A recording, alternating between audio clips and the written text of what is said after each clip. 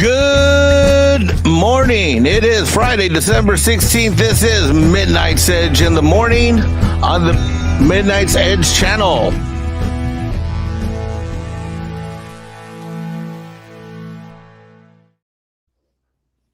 And we have the boss man, Andre, our fearless leader. How are you, Andre? Greetings, everyone. I am doing good. We're going to have to manage without Tom for the moment, at the very least. He has some internet issues, no doubt snow and temperature induced, but hopefully he'll be here before long. But if he isn't, then Mike is here to help me out instead. How's it going, Mike? Very well. It's been one hell of an interesting week. News is dropping left and right. We've got some great panelists. We've got, it's going to be an interesting show, I think. Absolutely. And we have our amazing guest, Culture Casino. How are you, sir? I'm doing wonderful. It's a lovely day, lovely Friday. We are not that many days away from Christmas. So for those of you out here who celebrate the Christmas holiday. And on the entertainment front, news drops left and right, as well as on the financial front. And for that, we have our esteemed guest, Kamran Pasha. How are you, sir? Hi, everyone. I'm well. Salam, Mike, Culture, Andre. It's always wonderful to see you guys. Andre's the only one that can, as I've said, that can force me to wake up at 9 a.m. in the morning here to be on. But I think we're gonna have a very interesting show today for the viewers. There's a lot to talk about. Yeah, absolutely. So yeah, we have a packed show. I'm so grateful that Kamran was willing to wake up in time for it. And someone else who also just woke up, or certainly just joined us, is Mr. Chato. How's it going? Good. Too bad there's nothing to talk about today. Yeah, too bad. Nothing is happening. Nothing is happening. But yeah. I'm done. But no, we actually have a fairly packed show. We have Avatar that is opening. I'm sure I would love to hear what Mike have to say about all the blue Mexican underwater inhabitants of that, if you've seen it yet. And of course, we have some more Disney talk. We're going to do a follow-up on Kamran's FTX theory, because now we have a smoking gun. So that's interesting. And speaking of gun, we will, of course, be talking a little bit about what's going on with the Snyderverse and the snubbing of Henry Cavill, and who is next to be similarly snubbed, or at the very least discarded, and what's going on with the realm of DC here. But before then, let's say hi to the audience, because we have a lot of regulars joining us already. Everyone, please smash that like. Help share the stream, because Lord knows this platform ain't helping us. We have D. Bud Martin is joining us here. Sander Hammerslag is here. Leslie Tarkin is here. Michael B., a.k.a. Shogun Gaming. Welcome one, welcome all. Cosmic Vader is here. Van Helsing is here. Oh, well, then we are decently represented. We have Smoke and Wraith is here, and the Crusader Lion, Catsith, and Callum Lyle. Callum Lyle also sent in a couple of super chats here. But actually, let's begin with that one, because that is on the topic that I want to get started with. Callum Lyle says for $5 Australian, I saw Way of Water last night. I enjoyed it. It was a nice break from stupid Marvel. You can tell Zoe Saldana, Kate Winslet, and Stephen Lang were... That's called pregnant pause. Yeah. Were themselves, and the two, Zoe and Kate, played the embodiment of Mama Bears. But importantly, a good father that wants to protect his family. So yeah, that's a fairly decent review right there. I haven't seen the movie yet myself. Has anyone else seen it yet? Not me. No, but I. Well, I saw Avatar. which Avatar 1 or 2? Did you see 2? Yeah, I've seen them both. Okay, all right. So what do you think of this assessment? I really enjoyed it. Andre, you want me to talk about it now, or? Yeah, sure. Let's hear your. So I Let's not dreaded do going any to the spoilers just yet, but yeah, just no your spoilers. I general dreaded thought. going to the movie. It ended up being a 5.5 hour project. I saw it on 3D IMAX. That theater's an hour Woo. away from me, so it was an hour away. So I had to drive an hour to get there, drive an hour to get back. Of course, getting in and out of the movie, that's another half hour easy. And the movie itself was 3 hours. I unexpectedly enjoyed it tremendously. I thought it was great as a dad to see this movie. I thought as someone who has a family, I think it's great I think it's going to be great to take kids to. This is not a movie for nerds and geeks. This is not necessarily a sci-fi movie either. This is a movie to have a fun time with a family-oriented themes. And I found the CGI and all of the action related to the CGI to be absolutely fantastic. And it basically made me realize that everything I've seen coming out of Marvel and Disney looks like crap, comparatively speaking. So when Gunn said the other day, when he threw a little shade at the seems to throw a little shade at the Disney Marvel folks, I laughed at the time. But having experienced it, I was blown away. Now I saw it on a 3D IMAX screen. I plan to see this again. I want to go see it in 4DX when I get back to California. There's a 4DX theater near my folks' house. So I plan to do that.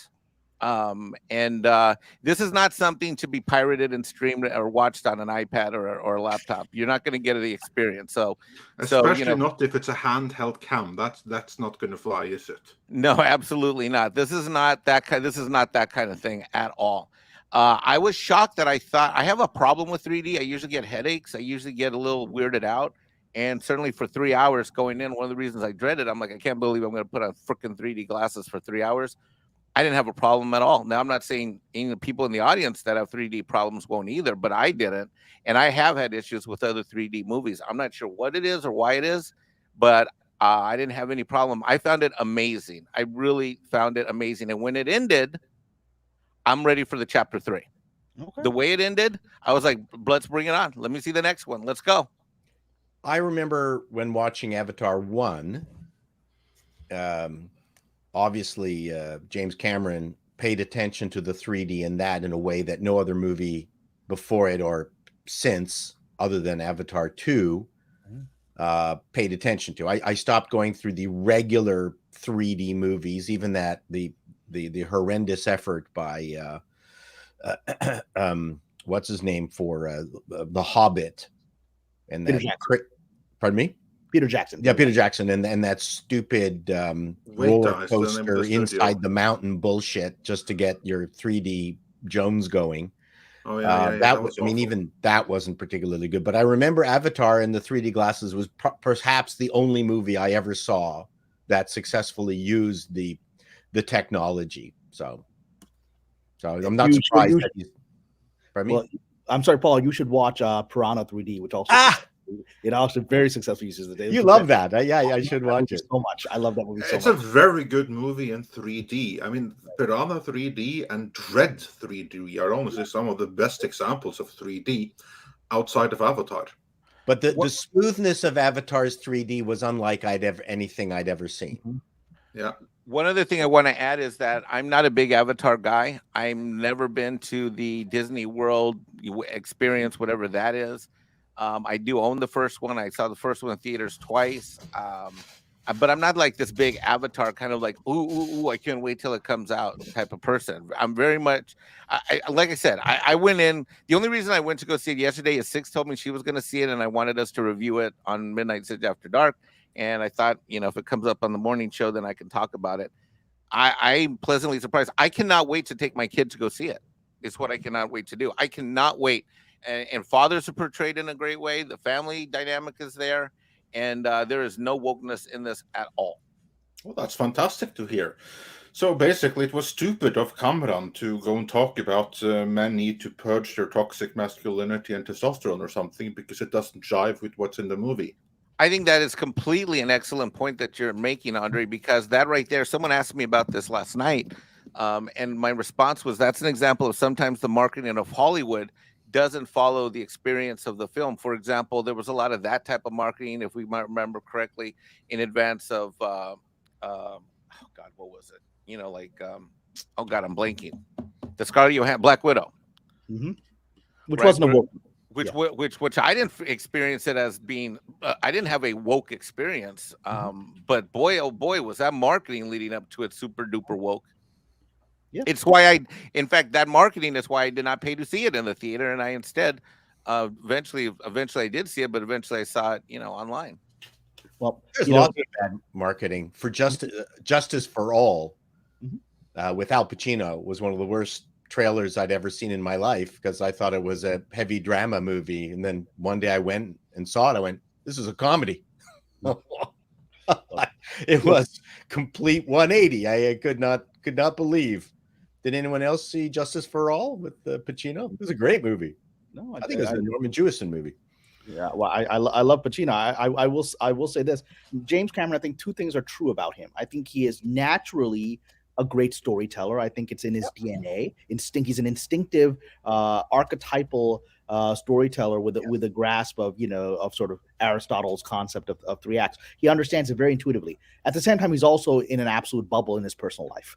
he has no. I don't even think it's marketing. I don't think he has any idea how his little let me virtue signal that I'm a man who's not a man, but I'm still a man, right? I don't think he has any idea how that landed. I think he's in his own planet, has no concept of where culture and society is. I think both those statements are true. Probably, and this is a thing in Hollywood, as we like to point out. It's a bubble, and people who are inside of the bubble, who are also in an echo chambers, they may not be aware that they are, in fact, in a bubble. Well, but moving on before we move on, I just want to give an example of that. I have a friend of mine who's worked on Steven Spielberg's cruise several times, right? And he shared with me a story of once they had to actually go film in LAX, and Steven went with them to do a location scout at LAX, right? And he walks in there, and this is Steven looking around in wonder.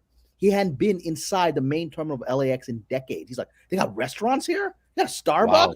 Because he's got his private jet since the 70s, right? He has no idea how LAX has evolved in 50 years. He doesn't know. And he was like, wow, this place has changed a lot since 1976. I'll give Cameron credit if he's able to pull this off. His longevity has been extended as a creative person, because even poor Spielberg, there will be a tag day for him. His last few movies have flopped, and the subject matter wise, they've been uninteresting. I think that's part of the reason. He's just sort of lost the sense of what an audience wants, and you need that in a creative person. And Cameron, if he gets this right, then he's at least maintaining that ability that he seems to have always had. He also made a very interesting point about Dark Fate. He said that's a version of Terminator that for my grandfather. So that was interesting in that he said that Schwarzenegger should never have been in it. He's looking to what the audience wants now all the time. That's a great ability to have, even when you get, to and Paul, watching the movie, my reaction was that I can see why he didn't want to work on that and work on this instead. I literally had that thought in the middle of the movie. I was so blown away by some of these scenes. Yeah, and also, just to add to what you were saying, Paul, it not only will enhance his longevity, it will secure his legacy. Yep. Because that means that the axiom, if this works, never bet against James Cameron, is still true. There were naysayers. I was among them. But if he's able to pull this through, and the movie ends up being as profitable as it needs to be, all kudos to him. Then you really never bet against James Cameron, no matter what the odds are. And now, because of Mike's review, and I trust Mike, now I'm going to see it myself. And honestly, full disclosure, I wasn't going to. I couldn't be asked to go see it. But after a review from someone I trust, that changes the equation for me. Moving on. The analogy that I'll throw out for you, gentlemen, is that when Top Gun Maverick came out, and a lot of people were saying it wasn't going to do well, I said this is the movie that America needed at the time it was released. It needed it around the world. We needed to feel brave. We needed to be entertained. We needed that kind of, I think Andre called it America F yeah or something like that. Yeah. The world needs that, not just America. So the now world right now need America. Fuck yeah. So now with this movie, the themes on family, on fatherhood, it's what we need as a culture. Yeah, absolutely. And then on the topic of Avatar, Malachi D. Wildman says for $10, Tom or Andre? It's going to have to be me today because Tom is watching. By the way, I like your Strider 2 avatar there. Tom or Andre, is there a video coming that outlines the Avatar movies, costs, and projected profits?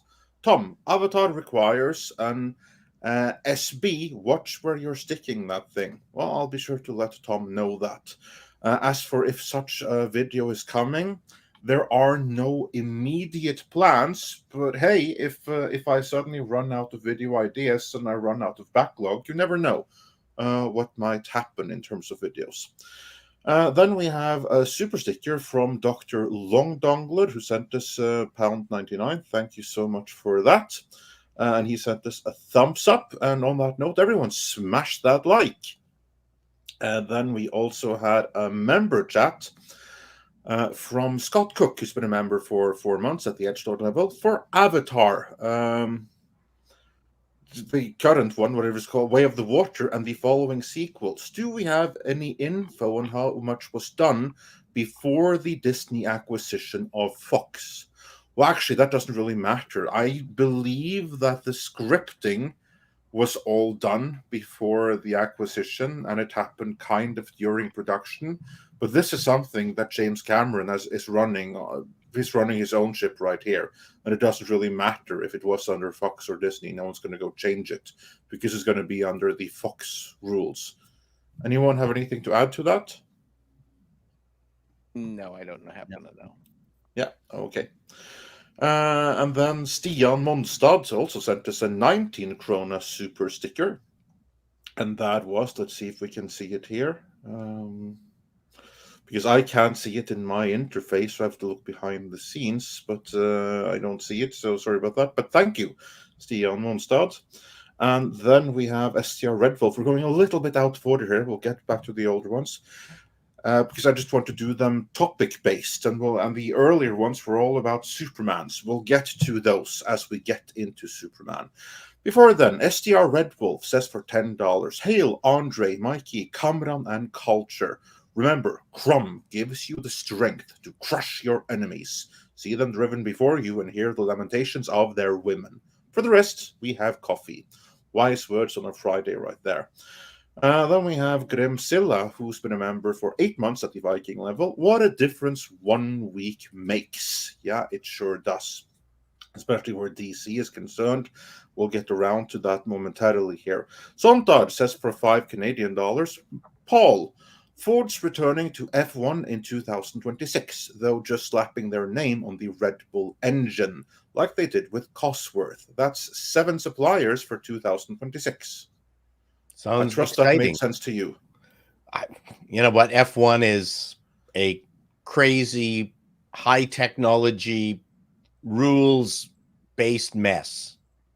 It's, you just want to have competition out there. You don't want Mercedes constantly winning. You don't want Red Bull constantly winning.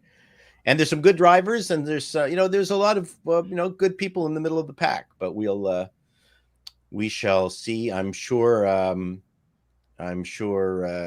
they were inspired by Ford versus Ferrari, and now want to get back in there. Yeah, that sounds incredibly plausible. Now you have like another movie like that, Lamborghini, although it's not nearly as good. No, Lamborghini. That's right. That's my favorite pasta. Yeah. And then we have another pair of member chats from Liam John Smith, who says, I saw Avatar 2 yesterday, and I thought it was less exceptional, but still pretty enjoyable. An older man up close fell asleep, so I think this shows the film throughout too long and tedious, especially in the middle, not end. Yeah, I've heard this, but I guess opinions are divided on the topic. And speaking of topic, we are soon going to get into all things Snyderverse. But before then, this week has been slightly less exceptional for Disney. But we have something relatively juicy dropping. We have something of a smoking gun. But before we get into that smoking gun, Kamran, can't you get everyone up to speed and tell us what was your theory, your pure speculation about what's going on behind the scenes of Disney? More specifically, why Bob Chapek was fired so suddenly in the middle of a night on a Sunday during a concert before he could look at some papers Monday morning.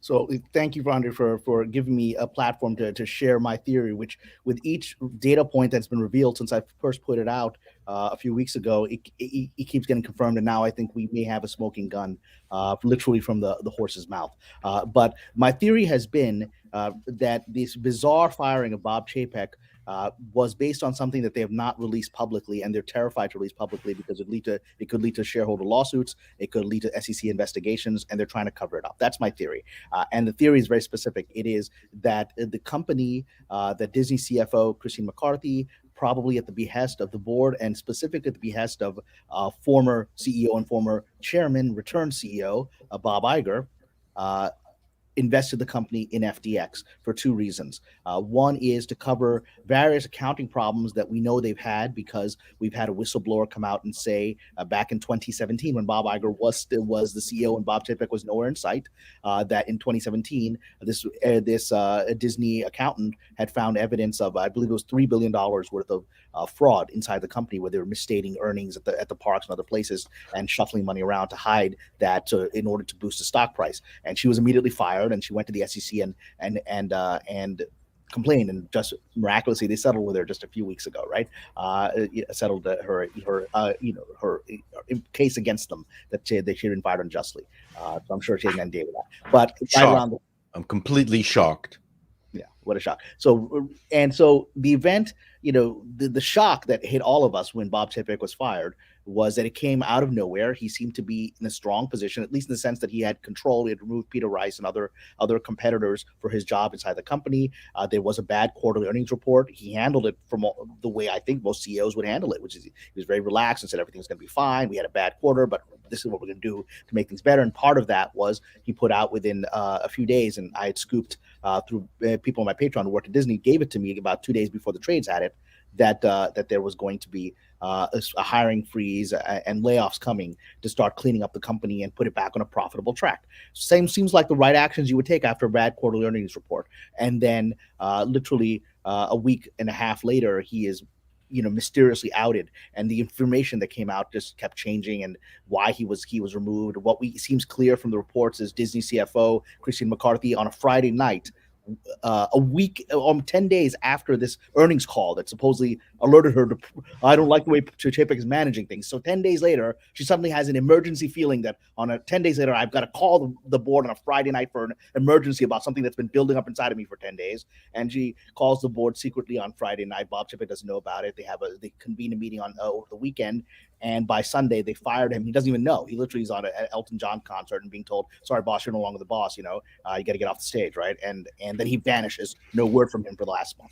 And I have posited on this channel and on my Patreon that the only thing that would explain this bizarre behavior that matches the timeline of events, and for the CFO to be the catalyst for all of this, is some kind of financial crisis. And the only thing that we at least publicly know of that happened at the same time frame was the FTX scandal. FTX went bankrupt. That's a cryptocurrency exchange that essentially appears to have stolen billions of dollars, and the money's vanished, and these 30-year-old kids are now being, at least the process of appearing to be held accountable, right? The founder SBF is at least been imprisoned. We'll see how long that lasts. But the FTX scandal broke on November 11th, which is a Friday, and 1 week later, Bob Chapek is out. And so I've theorized that when FTX went bankrupt on November 11th, that Christine McCarthy and others who realized, oh my God, we actually have an exposure to this. We put money into this. We put a lot of money of the company into this, and we thought it was going to be a quick payout. It was going to rise up like a Ponzi scheme. We'd cash out. Two benefits would happen. We'd cover our black hole that we have in our books that we know about from this SEC truth teller. And then this other thing that Bob Iger, I have suggested, would have been involved in, which is that money, a large amount of that money was funneled to the Democratic Party and to candidates during this election cycle. Mr. Iger is a very passionate member of the Democratic Party, wants to run for president under that banner someday. So I've suggested those two things were the motivations for that. And then it goes to zero overnight, which is not what anyone expected.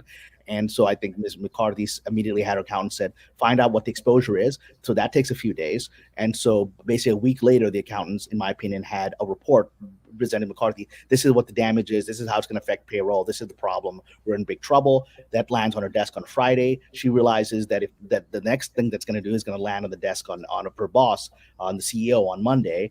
And so she immediately makes a panicked call on a Friday night when she gets that report saying, we can't let Mr. Chapek see this report because I'll be fired, and then he's going to ask questions, and I'll come back to you at the board who let Iger do this, right? Who told me to do this, and none of you want to go to jail, right? And so they say, oh my God, let's pull this, and they did. And so Bob Chapek is let out on a Sunday night before he can walk in and find this report waiting for him. And subsequent events with Bob Iger's brought back on that Sunday night. Monday, within 24 hours of that, Monday, we're hearing reports that Bob Iger is supposedly talking to Apple about some kind of transaction, whether it's a full sale of the company or sale of parts of it. He's never really denied it. He said that's all speculation. He's never denied it. And so that happens. And then also within 48 hours of Chapek being let go, the bankruptcy judge in this FTX proceeding does this extremely unusual thing where it allows the investors who lost money in FTX to remain anonymous, which is not normal in a bankruptcy proceeding. So that's exactly what you would need if you're Disney and you needed to hide that.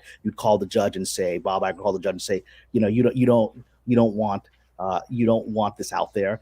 It'll be bad for whatever your political future is, and so cover it up. And so all those things lined up. Other events came out a few days ago. The trade started reporting that Christine McCarthy, the CFO, who I'm positing was the spearhead of this conspiracy, is now being designated publicly as the next successor to Bob Iger, which we've stated that might work for smaller companies. The CFO becoming the CEO, not really how it's done in Hollywood, never really been done in Hollywood.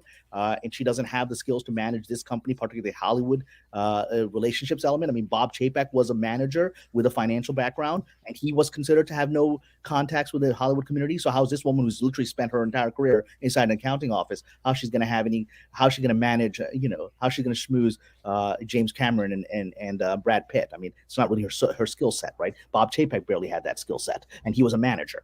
And so this was the bizarre thing to me. That at that time I said my theory is confirmed, because the only reason they would have her up is that the next CEO is going to come in and eventually look through the books and go, what happened here in 2022?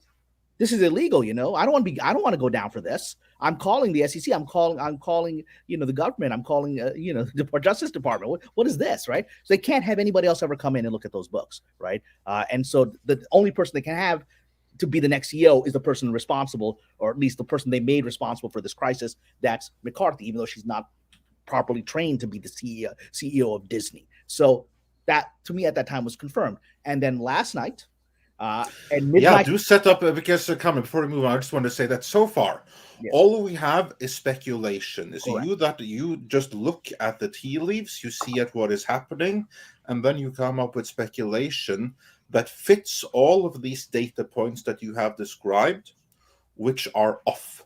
But since the courts decided to hide the biggest losers in the whole FTX things, we don't know that Disney was involved. We don't know that Iger did anything. Now, with that in mind, please set up the clip that I'm about to play. I'm going to play it from about 15 seconds before the smoking gun drops. So set up this clip. What are we about to see? What we're about to see is a message I got last night. I'd heard rumors about this, but I hadn't seen the actual clip. So people are like, hey, man, you hear about this? I was like, no, I didn't hear about this. And then last night, a Midnight's Edge a viewer who I hope is watching today, I don't know if I should name them, but I'll simply say their first name is Manny. And I want to thank you, Manny. Manny sent this to me by DM on Instagram. And what it is an interview from CNBC from a few days ago, where a gentleman, Mr. O'Leary is his name. He's essentially the spokesman for FTX. Or at least my understanding is he was given something like $15 million to be the to serve as a mouthpiece for FTX. Kevin O'Leary is his name. Our Canadian Kevin O'Leary. Oh, so you know this guy, right? I've heard some shady things about this character. Oh, I can tell you lots about him. Lots. We go right back to the CD-ROM days when he created shovelware and then sold it off for $1 billion to Mattel, and they sued him right back because they realized it was crap. All right, I got lots of stories on Kevin right, O'Leary. we're gonna get the context of those once we see what this guy did now, because he's got foot and mouth syndrome, as we're gonna see. So Kevin O'Leary, he's been a public spokesman for FTX, apparently a paid spokesman. I understand $15 million he was given to tout FTX, sort of like Giselle Bundchen was touting FTX, right? And apparently this gentleman was also in front of Congress this week, because I saw he was testifying in front of Congress, and I was shocked by his testimony. Basically, he essentially tried to take blame off of the fraudulent behavior of the people that hired him and put it on these other competing cryptocurrencies that revealed the fraud, right? So that's very shady stuff to do that in front of Congress. This guy seems to be a shady guy, but he was a spokesman for FTX. Wow. And so a few days ago, and this is the clip we're about to see, a few days ago, he was doing a CNBC interview, and he let a certain person's name slip before they cut him off on live television. So why don't we play this thing, and then let's play this. Let's play this clip. I'm gonna play it right here. That I felt drove a lot of interest in FTX.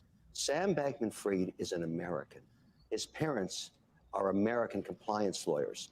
There were no other American large exchanges to invest in if you wanted to invest in crypto as an infrastructure play. So many of them, we knew, for example, this sounds like groupthink. You all hear that? All hear that? Let's do that one more time. Many of us said, wait a second, who's coming to this deal? We knew, for example, this sounds like groupthink.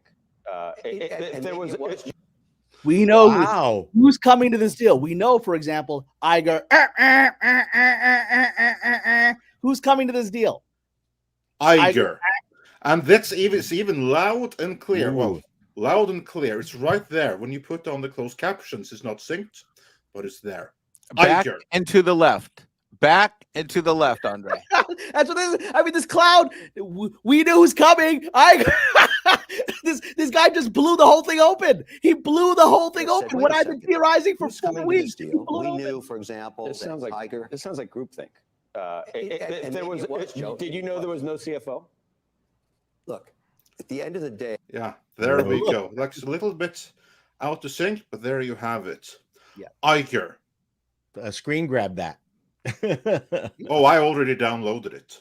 We know this is what you call a smoking gun. There's literally no other Iger that he could be referring to. No. And so think about this. This guy's against the wall. He's afraid of going in front of Congress a few days later. He's afraid he might get pulled in for fraud, right? And so when you're in that kind of place, why is the first name on his mind Iger? Why is the first name when he's thinking of investors Iger? That means that Bob Iger was one of his biggest relationships. That's the only reason that guy's name, it's not 20 other people you could name or financial people, big Wall Street people whose name we don't know. Bob Iger's on the tip of his tongue because that's the guy he's been dealing with on a large scale. He just blew the whole thing wide open.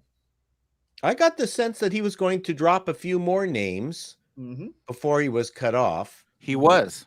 But I mean, and I think maybe the tactic is to show that big players were involved, so it wasn't him.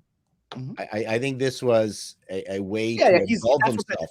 You're right, Paul. That's what's going to drop all these idiots. Is they're all going to throw each other under the bus. Like this was dropping Iger's name was a much bigger name than this guy. He was trying to deflect. He's like, I might have been an idiot, but Bob Iger's not an idiot. So correct. Right. Exactly.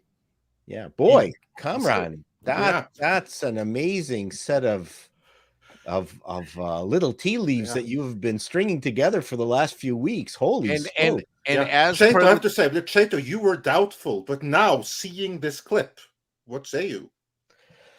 Well, I mean, I'm not in the area of high finance like Kamran is. I mean, he's, I think it's extraordinary. First of all, Kevin O'Leary, I actually have a personal relationship with him, even though he probably doesn't remember me.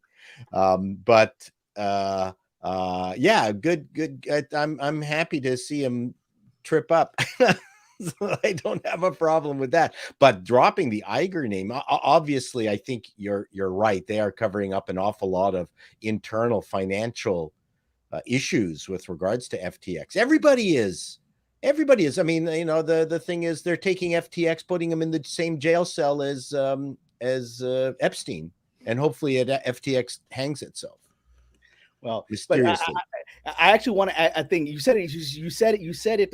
You know, as a joke. But there's a little bit. I want to address one thing that you said, because it was raised in other Midnight's Edge videos that have come out that have at least allowed me to present this, and I've stated it's speculation. I now think I've been publicly proven, but whatever. It's still speculation because I don't have the internal documents. It's speculation, but now it's speculation with a smoking gun. Wow. The FTX spokesman dropped his name. The FTX spokesman dropped his name on CNBC, right, as one of the major investors. He just dropped it because that's the context of what he's talking about. Who are the major players? People like Igor. So I do want to say one thing because a critique that I've seen on some of the recent videos, and that's it. People say, yeah, you know, Cameron, stick to screenwriting. You don't know nothing about finance. You got no background. It is absolutely true that I'm a screenwriter, but you know, I want to say this to Mike. I think you can support, because I've asked you to support me on this. So it is true. I am a screenwriter, but and that is true. I will add this: I'm not your typical screenwriter, because one person on in the comments have been bragging, I'm an MBA. I understand this stuff better than Cameron. He doesn't know anything. I'm an MBA too. I actually have an MBA from the Tuck School at Dartmouth, which is one of the best schools in the world, right? You know, I have a law degree from Cornell. I worked at the SEC. So that's all prior to me being a screenwriter. So I don't claim to be a financial genius like Mike here, but I got a little bit more knowledge than people are giving me credit for. I want to be on record saying I was not besmirching you. I know you were. I just but people were besmirching me. And you know, look, argue with my ideas, that whole, you know, credentialism garbage. If you want to play that game, well, my MBA is more impressive than your MBA. So, but facts are facts. Yeah. No matter where they come from. I think it's a little bit more important when you're you purport some kind of scientific, medical research, and it's not your field, but you still have PhD that you're tossing around. But with regards to this, I think your skill set and what you've demonstrated before, actually in previous Midnight Edge videos, I have tons of confidence in you. And Cameron has taken a lot of heat in live chats, live streams, and a lot of comments on a lot of places that various clips of the videos exist. And look, I got my career started in the ExxonMobil controllers group. And I get to see this stuff up close early. And I've done, my firm alone, I've done almost 60 audits of mergers and acquisitions and dealing with C-level executives, especially in the technology space. And I certainly had a production office open in Santa Monica for a long time, where I did production office accounting. And so I've seen a lot of shenanigans. And I want to back Cameron up. When he came up with his theory, it made sense to me instantly. And one of the things that made the most sense to me is that if someone has some skeletons to be buried, who else do you bring, or some skeletons that are being hidden that are buried, who else do you bring back than the person that probably generated those skeletons anyways, which in this case would be Iger. And as far as Chapek, it explains why he's dead silent, walked away and said, oh, screw this, I'm out. So explain to me again why they didn't leave Chapek in there to fall on the sword. This is the one piece that I'm not understanding. Because he would have rolled as fast as he could. Yeah, because I mean, this was all outside of the directed control that was happening in his organization. You know, there's a lot of things that will happen as a CEO that you don't have any direct influence over. Paul, if I screwed up a company, I screwed up a company and I hired you to be and they hired you to be CEO, do you want to take the fall, potentially legally, personal liability for what I set in place? No, I wouldn't, but I'm not a lifer in this. Yeah, I mean, you're not. I mean, he wasn't airlifted. He had. Chapek is not part of the Lifer Club. He had plausible deniability. Yep. This is something that happened without his involvement. This is something like the name that was brought up here was Iger, right? The head of the board. So they did him a favor. They did him a favor by pushing him aside. They kind of, because here's like the thing. This is exactly what Kamran was saying. Chapek might not have known. He would only find out about this Monday morning. If Kamran's speculation is accurate, now we have a smoking gun that does not conclusively prove it, but it adds substantial weight to it. If we follow Kamran's argument here, then Chapek didn't know. And he really might not have known, because an investment like this is a CFO and board thing that doesn't have to involve the CEO at all. This is a cash treasury management function, which has nothing to Exactly. do with the CEO running a company. Andre. So then he would see the numbers on Monday, and you know what he would do then? It's no skin off of his teeth. He could go and report this. He could send them all to jail. He'd be the hero for being the whistleblower. Yep. So he would gather the few members of the board that's on his side and immediately get rid of. Wow. Yes. He could. Yes, and that was my point. Send Iger to jail. And the controller and the CFO, and that was my point. Like, so when we talked about this a few weeks, I don't remember what week it was. When we talked about this with Cameron, when we were on the show that Friday, the point that I made is there was something so overwhelming that she could not let the sun rise on the books that week and not that Monday. And if there had been a holiday weekend on Monday, then this would have broken on Monday night. To me, there was something happening that the books could not see the light of day, and another week could not be allowed to pass. Yep. And like I said, I mean, I think it was done in Congress with the CFO. I think Christine McCarthy was 100% on board with Iger if this is what happened. But I have a question. In this CNBC interview that we just saw, and Mr. Watari actually posted a super chat that's relevant here. But if this anchor that was talking with O'Leary at the time was Andrew Ross Sorkin, he's the guy that just did at the Radio Studio Good Book Deal or whatever it is conference that they have, the New York Times thing. It was Andrew Ross Sorkin who actually interviewed SBF about the FTX thing. At that particular thing. So, and he just served up Softball City. So it's not surprising to me that if he's the person who interjected there when names were starting to be dropped, that doesn't surprise me. There's a lot to cover up here and it's not, I promise you, it wasn't just Disney that was, very deep into this. I think you probably had some major media players trying to bolster their failing business models because believe me, Hollywood is a failing business model at the moment. Culture. Right. This is Epstein level stuff here. Yeah, this is it. Yeah, Kevin O'Leary was given $15 million to promote FTX. Yes, thank you, Jim Watari, for pointing that out for $20. Yeah. Also, while we're on Super Chats, Mecca J says, hashtag Kamran was right. Follow the money. Look, this is me just sitting here, writing a script and looking and going, this doesn't make any sense. If I were making a story out of this, how would the story points connect, right? and that's like, it's like taking notes. It's like, you've given me a bad script here, because that's what Disney PR was giving us, a bad script that doesn't work, right? That has so many holes in it. So I was like, all right, you've brought me in as a script doctor, like our friend script doctor. All right, the only way I can make these story points make sense is there was an FTX scam at the center. Let's do that for the story, and then it all works. You know what we've learned? Never doubt the two Camerons. Yeah, this is true. And also, this is the whole reason why after Kamran first told this to me, why I was like, yeah, come on and present it, and I'll clip it. Because could I conclusively say this is correct? No, I couldn't. It's speculation. But it's speculation that adequately explains some very anomalous observations that I could see no other good explanation for.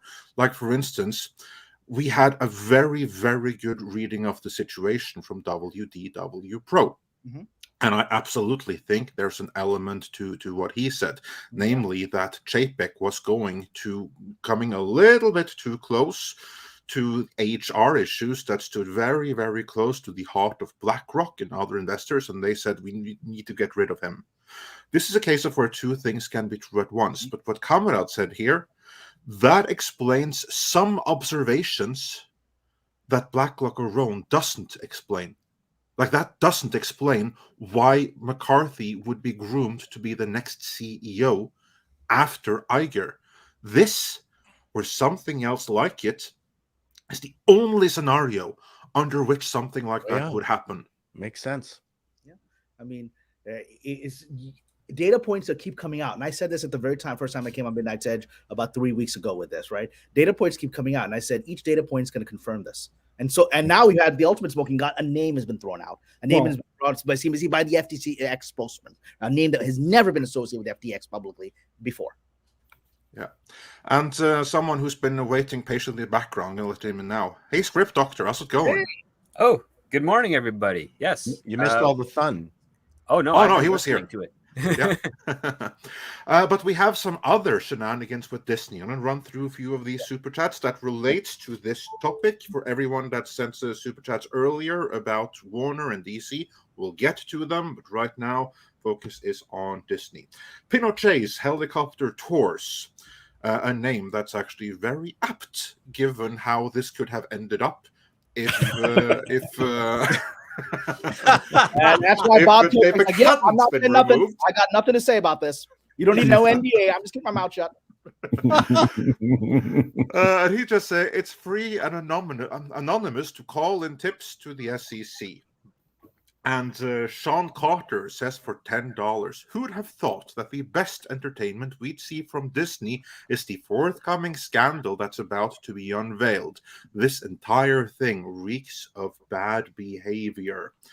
And then we had Chad Rupnarin, who said for another $10, I hate when people think they know better just because they went to X school and have X degree. Experience trumps everything. So when someone like Kamran speaks, I listen. And also Kamran has that education X squared. Well, thank you so much. And I just think we are that when you've lost an argument when one of two things happens: when they call you a name or they question your credentials instead of actually addressing the point you're making. Yeah, and Jim Watari sent another $20 saying even the Justice Department charges SBF before he can testify before Congress and implicate himself and others. Yes. Yeah, I mean, think this O'Leary guy can't keep his mouth shut. You think this SBF guy is not going to start spilling the beans and say, I mean, he's just going to go like a fire hose. You had a sealed indictment, and he had 3 sets of charges thrown at him. The eighth charge from the criminal side of things was ridiculous, right? So he's getting it from all sides, not just the criminal division of the Department of Justice, but they're coming after him from the SEC. They're looping around. They're gonna take him to task, and they're gonna try to keep him shut up. And that's why Congress isn't going to get a chance to have a day with him, or at least not one that's meaningful. So yeah. Wow, wouldn't it have been amazing to have Chapek call the Disney internal police and frog march out McCarthy and Iger? That's what would have happened come Monday. I think you're right. He would have done that on Monday. That's why she had to do it. And then yeah. I think There's no other reason why a CFO would say it's so urgent and influence the board and play whatever games except self-preservation of herself and what. But then why is it so quiet out there? I'm not understanding. Because there's so many in on it. I guess. Wow. That's how scandals work. 20 years ago, this FTX thing, it would have been Enron times 20. I'm so naive. And it's completely quiet now because so many are involved, including in the media. Think about remember Watergate, right? Watergate had one security guard in the hotel not noticed something was fishy in one of the rooms. None of that would have broken open. I mean, none of that would have been broken open, and then it broke open like an avalanche, right? And so I think this Mr. O'Leary has popped a bubble here, and our friends at CNBC wanted to make sure no one noticed it, but Midnight's Edge viewers noticed it, and they brought it to our attention, and now we're gonna clip this all and put it together. And it's at some point, I don't think that BlackRock is going to be confronting. They've had private conversations with Iger as to what's happening, right? But I think any of you that are Disney shareholders who are just normal people have a right to at least ask, is Cameron crazy? Did you actually do this? I mean, I think if you're shareholders, you have an ownership in the company. We have a story about that. I just want to bring up this one. Smith Self says for $4.99, real world example of the cliche of writers being the detective. Thank you all for your insights. And Kamran, you mentioned something really interesting there about the other investors and culture. We have another story on that, don't we? Well, kind of, sort of, maybe a little bit. And it's strange because this could be a pathway forward for us to start going after some transparency that we absolutely deserve as investors. So from Bloomberg, and thank you for finding this, Mike. Disney investor demands files over opposition to Florida's child education bill that passed. I'm not going to use their name there, but criticism of the Florida law said to have far-reaching effects. State statute bans sexual orientation talks, between specific grades. See, they're leaving a lot out here in some school classes. So as we go on, they kind of just break this down. Bloomberg is doing it in as loose a possible way as they can, but apparently there is an investor out there, and we'll get to that in the course of this. Walt Disney created a far-reaching financial risks for itself by opposing a Florida law limiting instruction on sexual orientation, yada, yada, yada, according to an investor who is demanding the company turn over internal records about the decision. Yes, he's doing that through a special lawsuit, a 22-page filing that essentially is targeting records. He is going after their records. I think you can find that there specifically, Mike, if you can. Books and records. There it is. The complaint is a so-called books and records action demanding documents that can be used to sue Disney directors over the decision to oppose the Florida law. Delaware judges often grant such file requests. So you are going to see this go through the Chancery Court. This probably will be honored. This will give him pre-discovery before he even gets to the actual lawsuit that he's going to file for the financial impact that all investors took in such dramatic fashion in such a short period of time. Related to that, right now, the Disney company's stock is down another 1.5% today, $1.42 to $89.07. $89.07. Anyway, just as an aside. But so the dissolution of the Reedy Creek Improvement District means Disney loses control of decisions about taxation, infrastructure improvements for the park and its surrounding areas, and it could be on the hook for billions of additional debt.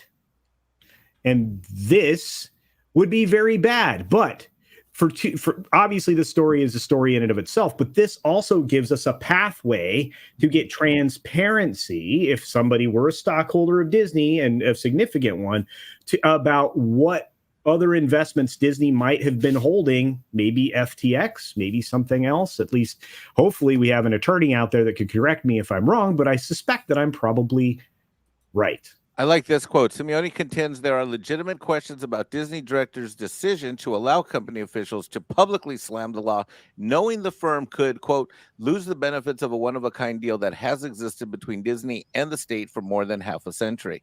That right there is the thermonuclear thud. Yeah.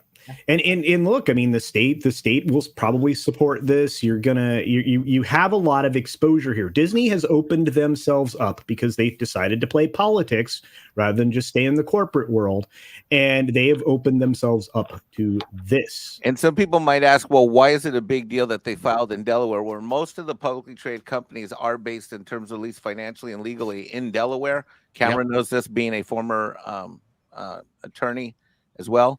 And Delaware is a shareholder rights friendly state, much more so than a lot of states in the country. And this is, they're very, Delaware is where if you're going to file a case like this, it is a great state to file in it. Yep. You want to be in the Chancery Court. Yeah, and I just want to say, everyone, you are getting world-class industry analysis right here, the likes of which you're not going to get anywhere else, certainly not on the CNBC, where you'll get the slip up and then, shh, we don't talk about that. Ixnay on the Iger. Everyone, smash that like. You're not getting this anywhere else. Yeah, no, this is, look, I think this is going to have its own momentum, but I actually think, especially the information the culture just shared, if there's anyone watching out there, I think we have a right to know. I could be completely wrong. I'll accept that I'm completely wrong, and some other bizarre explanation puts all these pieces together, right?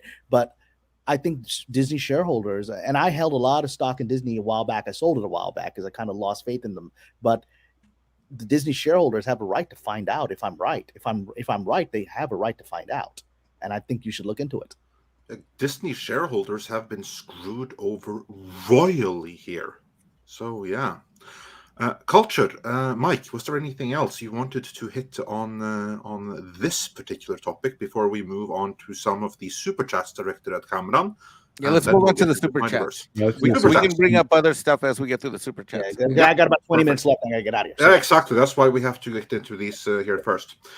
Puck971 says for $5, I find this FTX angle to be ridiculous and without any facts. This is pure speculation. Yeah, you may say that, but we just had a video of someone name dropping Iger in a context in which there is literally no other reason why you would ever name drop Bob Iger.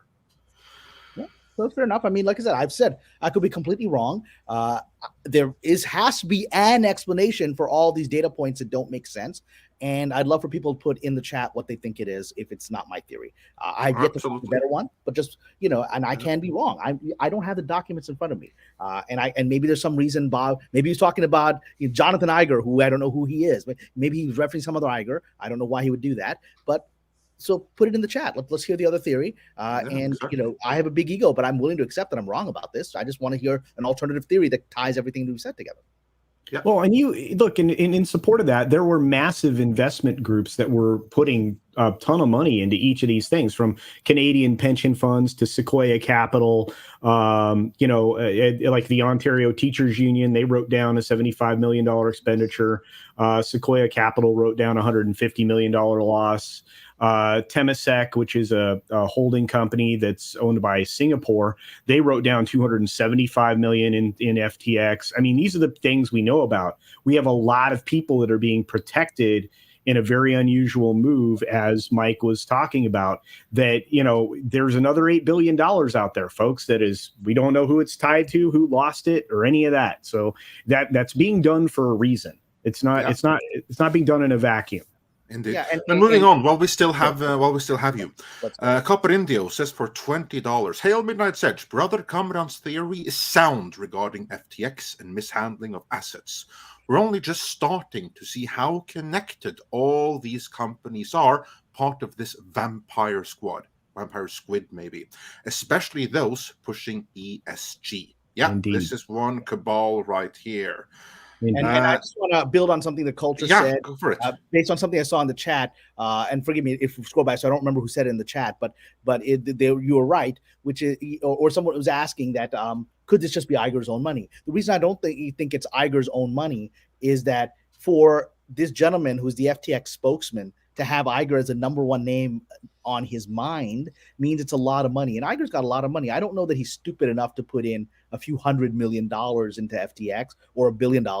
I have, some theories as to how I think the number is. I don't think Iger's got even that much money in his pocket to do it. And even if he's a personal investor, even lost $100 million, there's people, like I said, $8 billion is missing. There's people that put in a lot more than that, and they're probably going to be higher up on this guy's consciousness. So why is Iger's name coming out? If it was a personal investment, it would have nothing to do with Disney in any way, shape, or form whatsoever. I wonder if Vanguard abandoning ESG might have some hand in all of this also. Well, what it actually does is it actually undercuts a little bit the theory that our friend has stated, which is that Chapek was fired, because he was going against ESG. Well, if Vanguard's already pulling away from ESG and investors are pulling out of these funds because of ESG concerns, that kind of undercuts that theory, which right now leaves a financial crisis is the other viable theory. I was shocked when Vanguard announced they were pulling out. Yeah, and Iger did become a part of a capital investment group, I will say, because I call them crews because I think they're thieves, mobsters.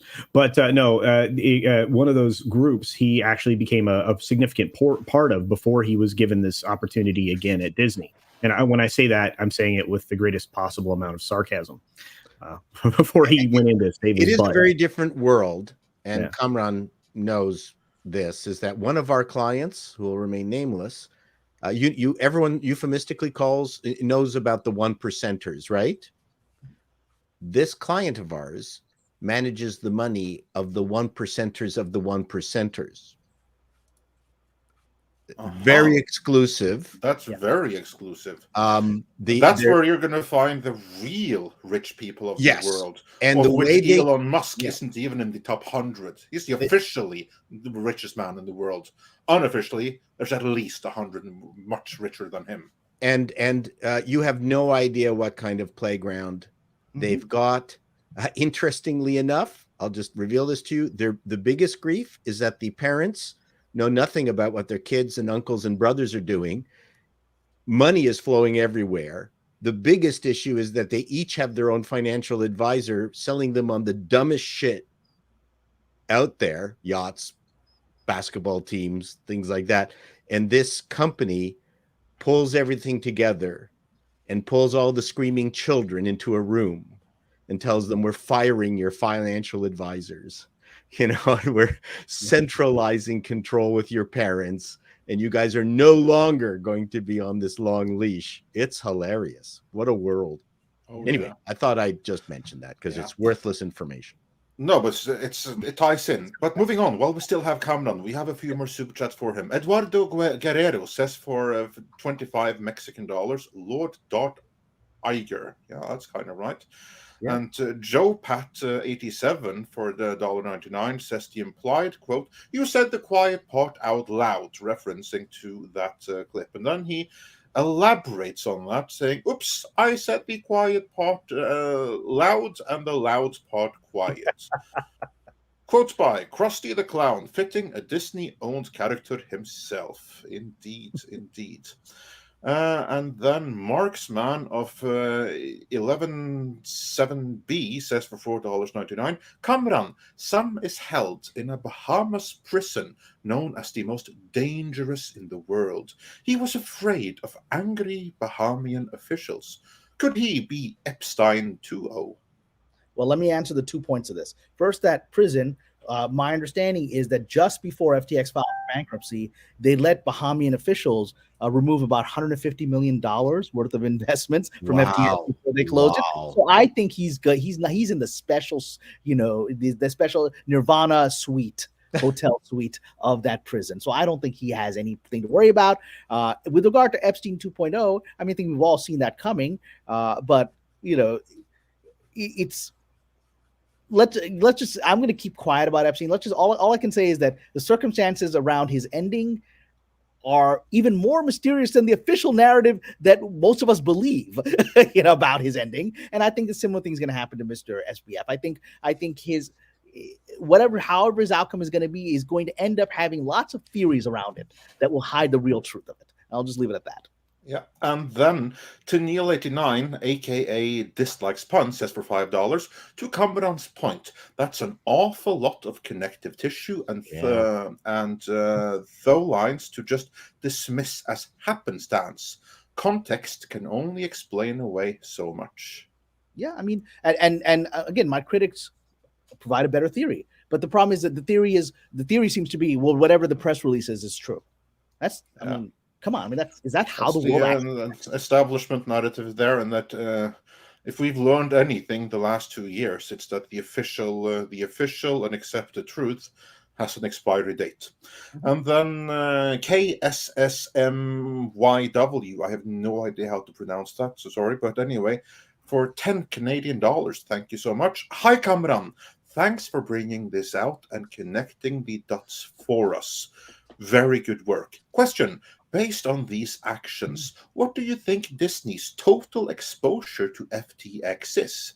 These are very extreme actions, no? They are extreme actions. They're bizarre actions. The removal of a CEO of a company of this scale on a weekend without even giving him a chance to defend himself before the board for whatever the accusation was and the stories around it, and then putting the CFO all of this is not normal. All this is extreme. And to answer your question, I'm just going to posit my theory. Using the numbers that we have available, we know that the SEC whistleblower, the Disney accountant that was fired, said there's at least back in 2017, there was a $3 billion hole in the books. So let's go with that. I'm going to suggest that this is $3 billion worth of exposure, which fits nicely in what culture has told us there's $8 billion missing.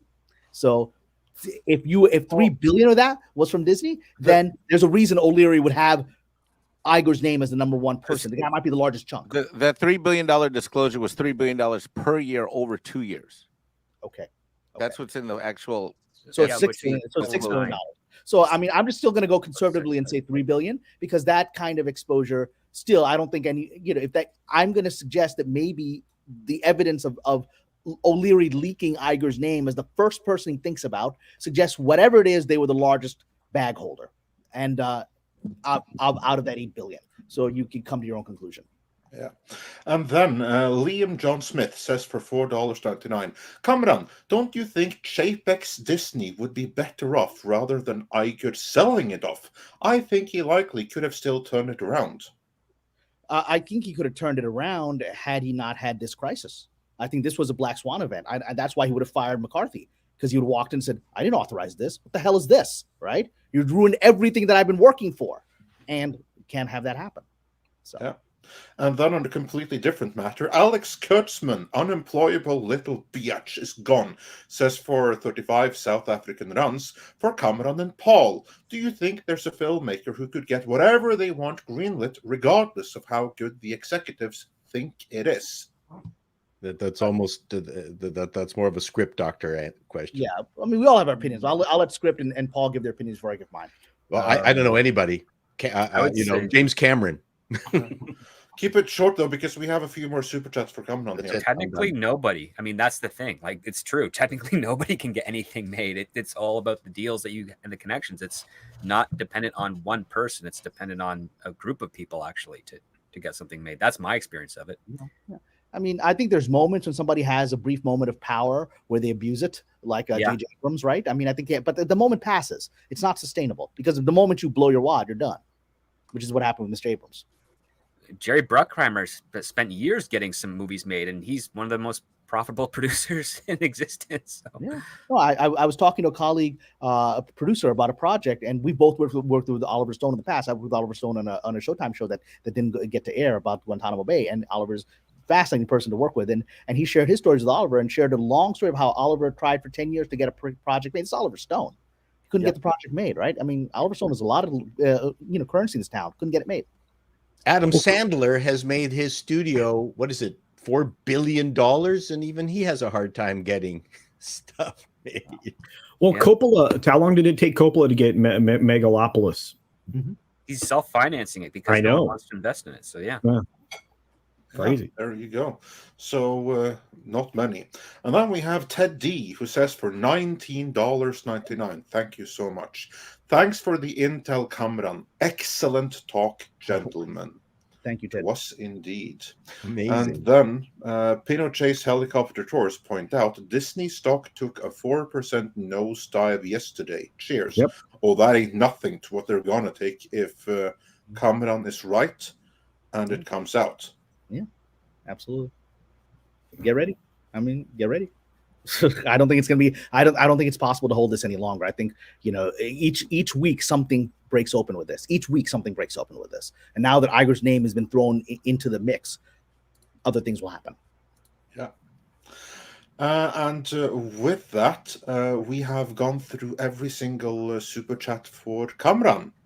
I know that you have another business meeting to attend, so I just want to say thank you for taking the time to drop in and sharing this latest revelation with us. It's always a pleasure to have you on, always a pleasure to hear your readings of the situation, because they're always tremendously interesting and usually, way more often than not, completely on the mark.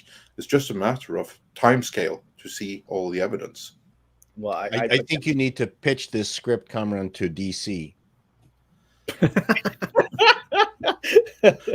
Well, if Gal Gadot will start as CFO, Christina. Yeah. Oh, she would love it. Henry Cavill, great up here. Tiger. You got chiseled features. It's good. I mean, get Bryan Cranston as Bob Chapek, and yeah, you're good to go. Stanley Tucci as Bob Chapek. Stanley Tucci. Oh, Tucci would be great too. Oh my gosh, perfect. Oh, Well, I mean, I'd see that movie before literally any other movie that's coming out. Wow. And the female basketball player that got brought back from Russia would be Chapek. Yeah, so that the actual soldier who actually did something could continue to rot there. That's right. She will be Chapek's soul. That's right. Is it she? I don't know what her pronoun is. What the person pronoun is. But I mean, but, I believe she's a they. Inside of Chapek. It's gender. It's gender and sex swap and color swap. It's a little Jiminy Cricket on Chapek's shoulder. I don't know what. All right, gentlemen, thank you all. Everyone stay here. Please hit the like button. You've got incredible people. I'm sorry the Script Unite didn't get to chat much on this one, but we've done it before. And so everyone stick around. And of course, Script's going to have some really interesting analysis of the comments that we're going to be doing about what's happening at DC. I think that's coming next. And I'm sorry that I can't stick around for that. But it's going to be fun. So everyone stick around. It's going to be a really interesting episode. So thank you all. God bless everyone. Thank you, Cameron. Peace. Take care, sir. Thanks for joining us. Thank you. All right, with that, we are going to shift gears to DC. We have a lot of super chats that came in early, so let's begin with some of those, and then we're going to start talking about this week, which was the week that the Snyderverse, or what was left of it, officially died once and for all. Of course, it's still going to linger on the big screen for a while longer, but that's only until the leftover movies have been released, and then it's all over. Dark King started us off with $2 Australian, wondering top actor picks for Superman going forward. Oh man, who comes to mind? Well, you can think about it and come back to it. Well, the Variety wrote a piece saying that Gunn wants to take it back to Cub Reporter days. Mm-hmm. So it's going to have to be someone Cub reportery. I'm suspect he's going to take a page out of the Donner book in regards to the fact that Christopher Reeve was around 24, 25 years of age when he played the character. So that's probably going to be the target age he's looking at for actors. And I think that's kind of a smart move, because if you have a 10-year story arc of that Superman, but when it ends, he'd be 35, 36-ish, and you could still get another 10 years out of him in that continuity without any real issues. So I understand what he's doing there. I think that's so basically you're saying like you get someone in their 20 who's 25 now, they can be Superman for at least 10 years, and if things move rightly, for another 20 years, for a total of 20. Yeah, exactly. Yeah. And technically the person doesn't even need to be bulked up, because Supergirl and Superdog weren't. They get their powers from being from Krypton. There's no way you could lift enough weights to do the work on your muscles that would then bulk them up. So Superman. Oh, I have a workaround for that. Within DC Comics, there's a variation of kryptonite that turns off his powers, so he could actually exercise under normal means and then beef up. Oh, sort of like negative steroids. Yeah, like the red kryptonite. I mean, I only know that from the movie, but blue. Oh, so okay. Red kryptonite is random. It can either make him apathetic or evil. So he uses that because he wants to be buff. He uses that just to stay in shape. Yeah, I guess.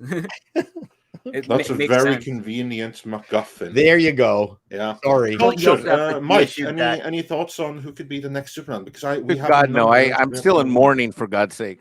My brain's still wrapped around Cavill, like the Superman that we need.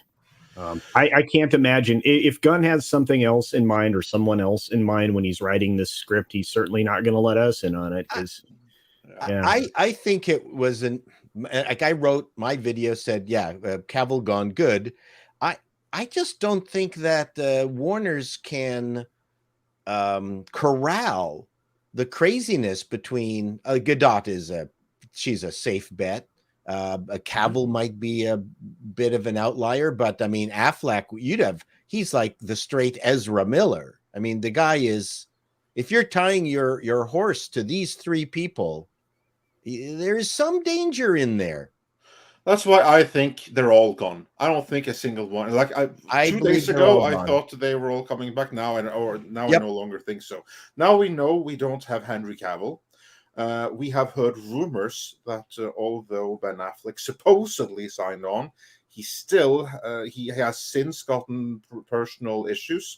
So now he doesn't want to be Batman anymore. Okay. And you will note that James Gunn was talking about how he's spoken with Affleck about directing, but not starring as Batman. So he's probably gone. then why the hell would you want to keep the one part of the Trinity? Because then probably you're looking at a younger Batman, a younger Superman, and now by all means, Gal Gadot is a young, attractive woman. I'm not saying otherwise, but compared to a younger Superman and a younger Batman who is in their, say, mid-20s, Gal Gadot is an old hag. Yeah, but Wonder Woman is ageless technically. I mean, she lives a lot Yeah, but longer. Gal Gadot isn't. No, that's true. Then why would you want to keep her as like the no? I'm in agreement with you. And reminder of just think what you're watching right now. You see what's wrong with this picture. Ain't no Affleck and ain't no Cavill. And you'll be constantly reminded of that if you see Gal Gadot with two other actors around her of the Trinity. So I think they're all gone.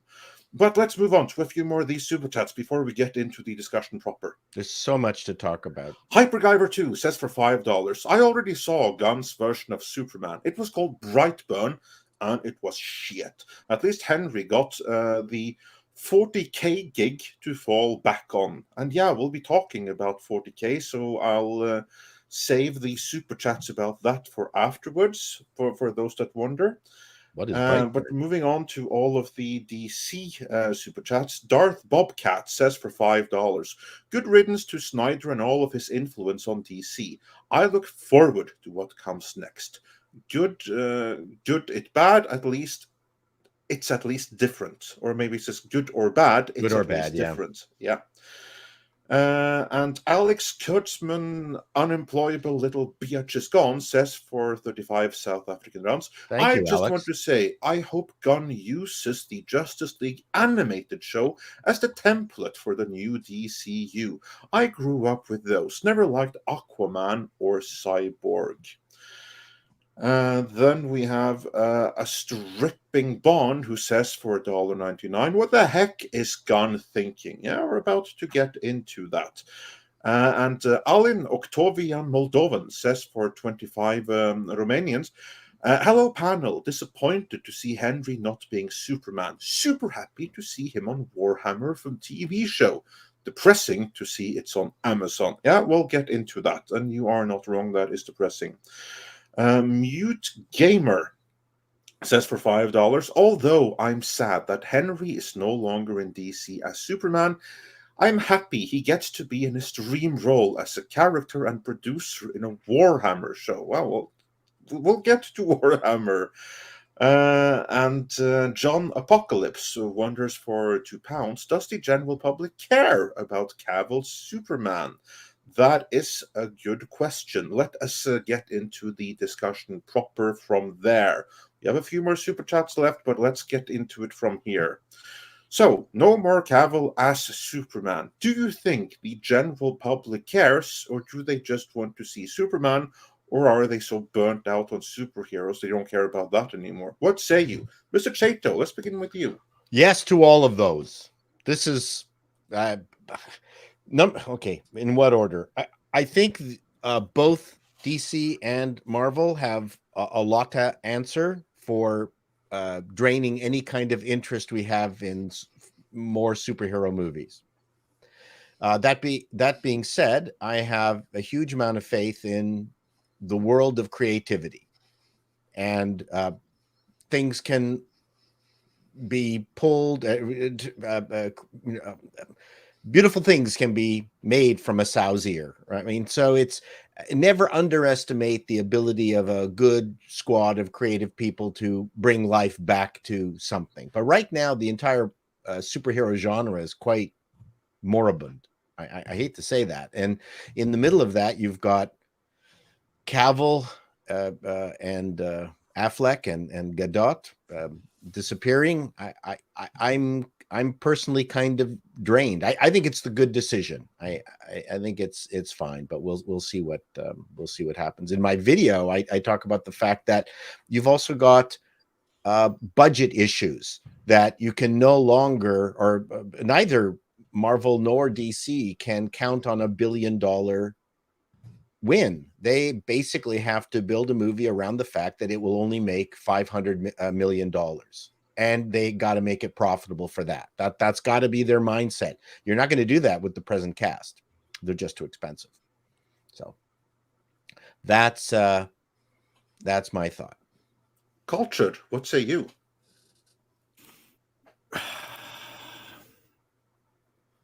I think this was a huge misstep by not just keeping the three primaries, which I think were perfectly cast. Otherwise, at this point, it doesn't matter. I'm going to step away from these films regardless until somebody, shows me something good. I think that I'm now, with all of these media companies, I think I've now just stepped back from them all, and I'll just wait to see what they've got, because I can't. Like I said, right now I can't picture the world being the DC universe being different. At least not without the primary three. So anyway, we'll see what Gunn does. That's all I can say. If that is even relevant to the question. So. Script, are you as despondent or as cultured, or do you see something interesting potential here? Well, I tweeted earlier this morning that with WBD, James Gunn and Peter Safran have done something for DC that they haven't had in over a decade, and that is provided it potential. So it's not had potential. After that first weekend of Man of Steel, everything went to crap, and Warner Brothers was desperate. Does the general public care about Cavill as Superman? You will not find any data to support that. I think there's a lot of Cavill fans that care about Superman. I think there's a okay amount of Superman fans that care about Cavill. But the general public, no, they don't care. They just want a very good, entertaining Superman movie. And I think it's right for DC to basically say, we have a car that looked pretty but didn't run. It's time to sell it and use that money to make something, one, more affordable, and two, more profitable to use for an audience. I have a question to that note, and I would love to hear your thoughts on that, Mike. In addition to all of yours, of course. Not too long ago, we had Black Adam released, and there weren't too many expectations for that movie anyway, but it did have Henry Cavill return as Superman, and it still underperformed to the point where it bombed. Did that have a huge difference on the decision? If that movie had knocked out of the park, would maybe Saslo then have said there is still a public demand for this? Or do you think that lacking box office gave them the cover to say, yeah, this is time for the clean break? I think that's an accurate assessment. I think so. I think it's an accurate assessment. I didn't expect to like Black Adam. I had a thoroughly enjoyable time. Whether Henry Cavill got, what would we use the word, shoehorned in at the end or not, was not a big deal for me. But I sure as hell does the financial performance or lack thereof certainly supports everything Script's talking about. I hadn't really thought about the way Script laid it out until I talked to him, until I heard him talk last night. But that really is it. While hardcore fans may like Henry Cavill in one camp or another, the truth of the matter is, I woke up with this thought. Keep in mind, we've had 3 Spider-Mans, right? And it's not the end of the world. I mean, it really isn't. So someone else can play this character, and someone else can play it again. And we did get this Henry Cavill, whether we think it was the right Superman or not. We got him in a few different movies. And, I am in mourning. I think it's an awful decision. But I got, it's not like it killed Superman recasting him a couple times either. No, Zack Snyder killed Spider-Man or Superman. They've all been recast multiple times. I mean, same thing with Batman. We can keep going down this list.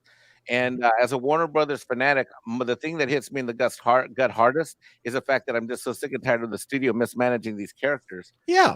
But maybe for once and for all, we can finally get what Paul Chato talked about in his video: is get a reset with a good plan going forward. Well, look, I think that Black Adam didn't help things. I will agree with that assessment. I think that having the financial, the financial pressure on it that it did probably wasn't fair for a film with a character that wasn't widely known, despite The Rock's involvement, which still supports the argument that The Rock is not a standalone movie star, no matter what anybody tries to tell you.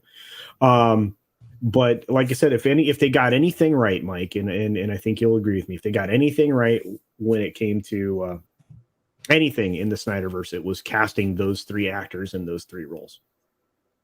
And, yeah, there have been multiple different Spider-Men, but who everybody was most excited to see in the latest, Spider-Man movie?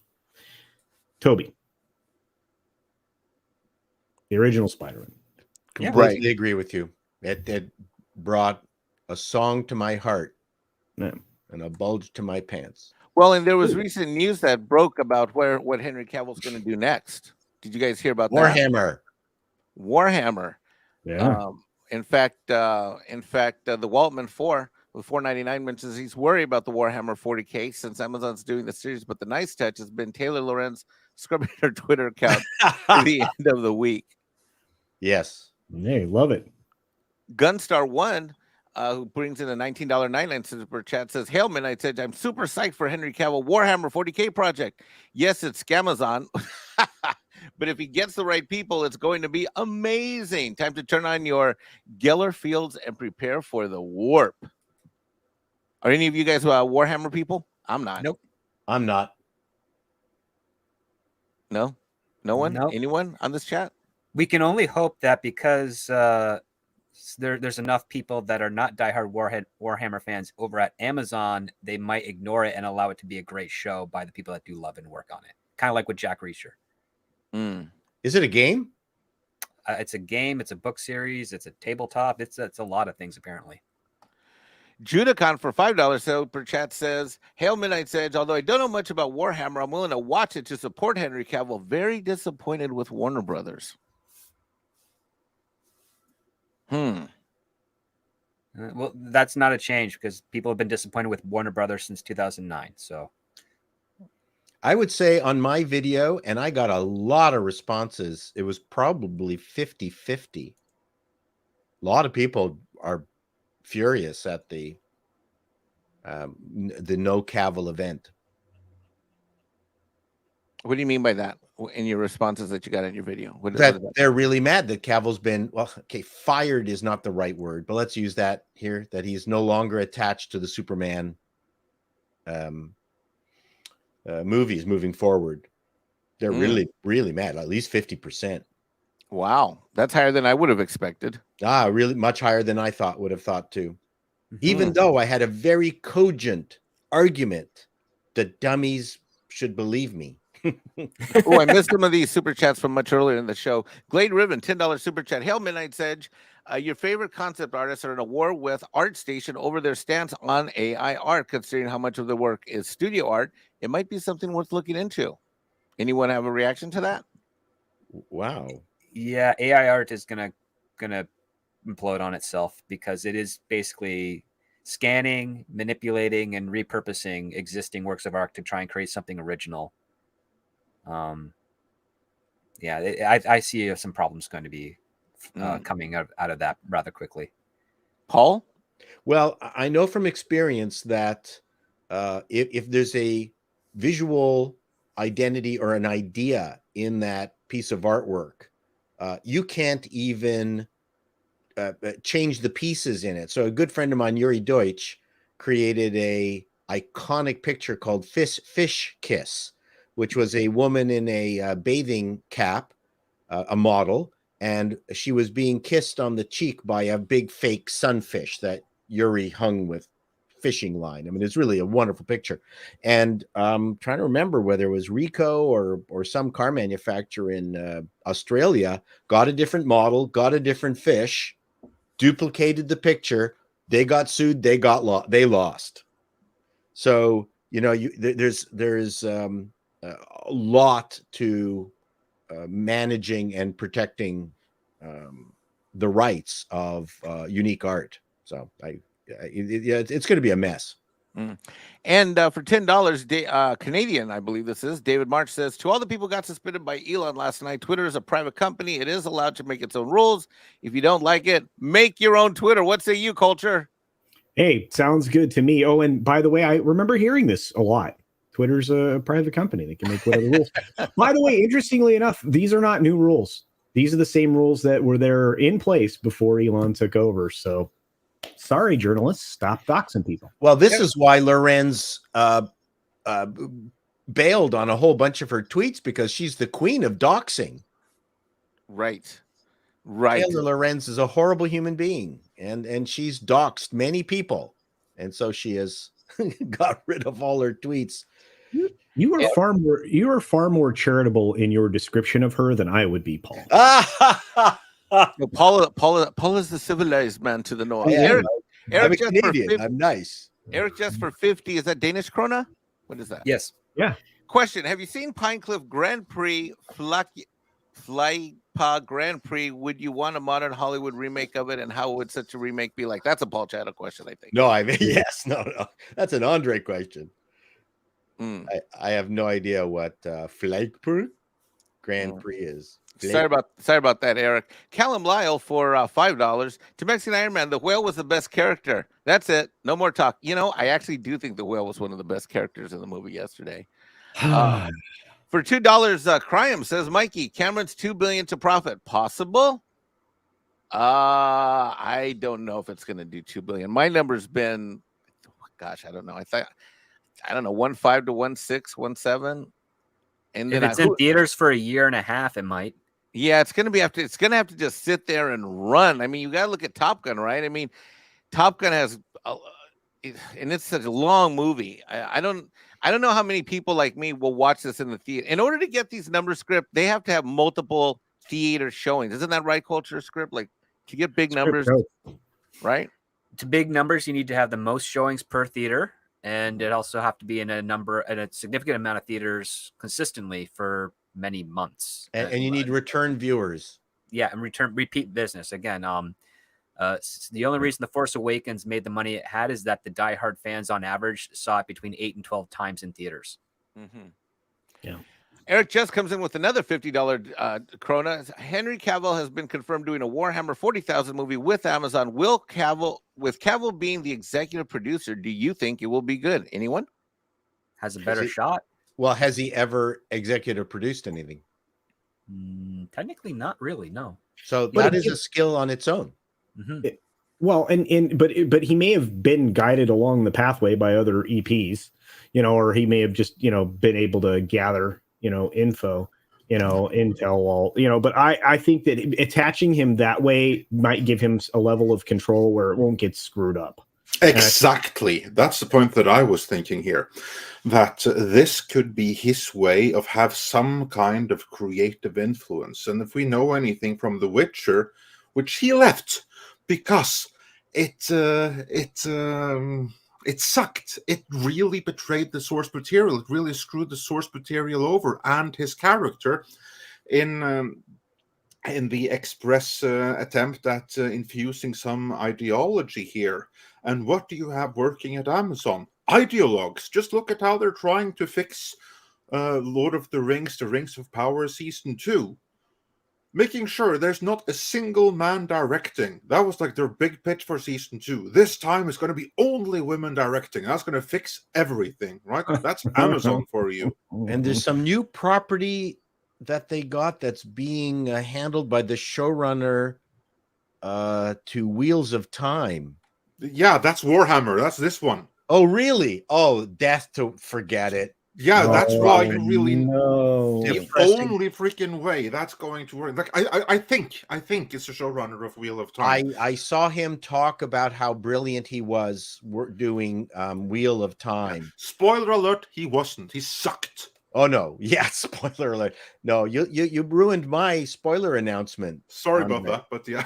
Oh man, it just got me so angry. No, that show was such an utter botch up, and he was so proud. It was driving me nuts watching that reel of him talking about himself and how brilliant he was. Cavill's still attached to Stepansky. I cannot say that guy's name. Stolinsky's Highlander, though, right? I mean that. Yeah, it's still in pre-production. I think that's already filmed. No, it's still in pre-production. Oh, yeah, really? Yeah, I know they hadn't started filming. I thought, but yeah, so it's still in pre-production. You say? Yes. Rip? The only thing Cavill has filmed that's completed, aside from The Witcher that he's already left, is Argyle, Matthew Vaughn's spy thriller. That's right. Yeah. Yeah. I hope that's good. But bothers on me the more. topic of Warhammer, let's move on to a couple of these Warhammer SuperChats, because there's a few of them. SCR Red Wolf says for $20, Cavill in a Warhammer 40k project may end him being a side character. It may be a show about the all-female Adepta Sororitas.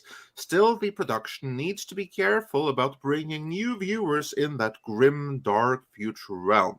No, actually, what it needs to be careful with is what the hell is happening behind the scenes with the executive producers at Amazon. That's what it needs to be careful about. Well, not just that, it's also the producer, because, okay, producer and executive producer can have interchangeable roles on various projects. Some can have more power than others. It all depends on who really is the one that's able to coordinate the money and has the most influence regarding the rest of the production. So it's not always just because Henry Cavill's an executive producer doesn't mean he has massive amount of control. It might mean that he was brought on as an executive producer to secure the final leg of financing needed to produce the show. He might just be an in-name only, but he might start getting more control. Who owns he also the might rights be the first. Who owns the rights to the show?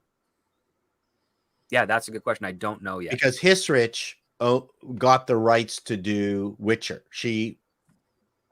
It's her show. Yes. To do whatever she wants with. And fuck it up the ass the way she did. Which she has done, very much so, without its consent. So it really is who is sorry. You've never heard me talk like that, Culture. I'm so mad about Witcher. I'm sorry. She put on the biggest strap-on she could find, and she gave that show. She gave it a reaming. Let's put it that way. No question. Thousands of fingers urging it to anyway. So so it really all depends on who's really in control of the property. Is what anyone needs to know. Yes, when talent usually gets production credits, it means that they just get less BS thrown their way. Correct. So we have, we don't know whose project it is. We know it's at Amazon. That has me worried. Like I have to be honest. I'm not excited in the slightest that Henry Cavill is attached to Warhammer 40k, especially when we have the showrunner of the Wheel of Time. You know what I'm thinking?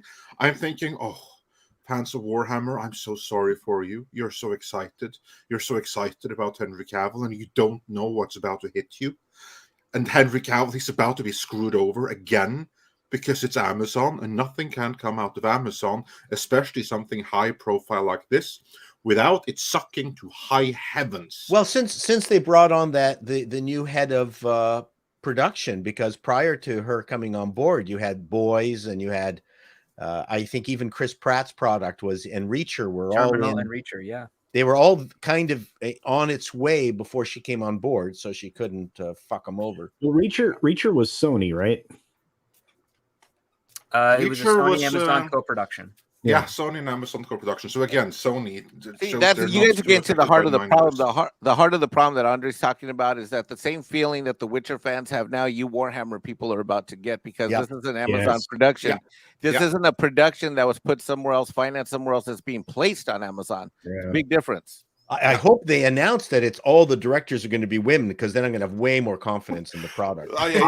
That's exactly what's going to be needed. And here, and with this showrunner, and you know what this dude did to Wheel of Time. Oh my God. And that was female centric to begin with. Well, actually, the books are both male and female. But by Hollywood standards, they're female centric. Yes, but the books specifically state you've got female mages and male mages, and that's what makes the Wheel of Time work. And it's the Jennifer Salke balance, and that she removed the balance because she wanted girl power, and then you can't have balance.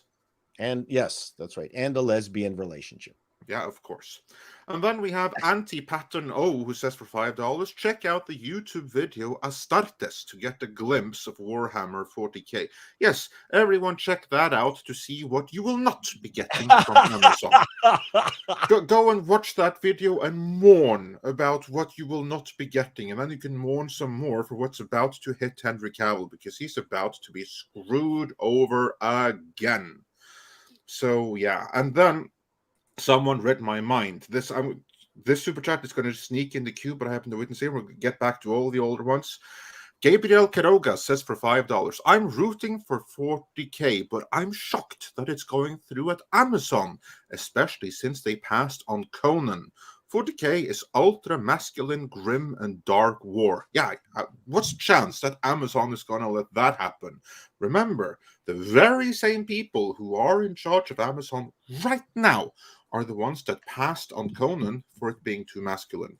Speaking of, you know what I was thinking? I was like thinking, oh, please, I hope that I just had to be careful so I didn't do a show, like do an MSNBC and reveal the showrunner of Conan at Netflix. But I really wish the showrunner, whose name I do not know, would give Henry Cavill a call and say, hey, come on over. We're looking for Conan right now. You'd be perfect. Because that would be freaking sweet. Ooh, Cavill is Conan. Yeah, he'd be perfect for it. Whoa. Because for those that do not know the Conan source material, those that have the image of only Schwarzenegger can be Conan. Conan isn't Germanic. Conan is Proto-Celt. He's basically like Scottish, Irish type, black hair, blue eyes. Who else do we know that fits that description? Someone who can also be quite the barbarian, who is fit, but who, when matured, can be kingly. Do we know an actor who has like these qualities? And who has the patented arm snap? Yeah. Yeah. Yes, that was weird.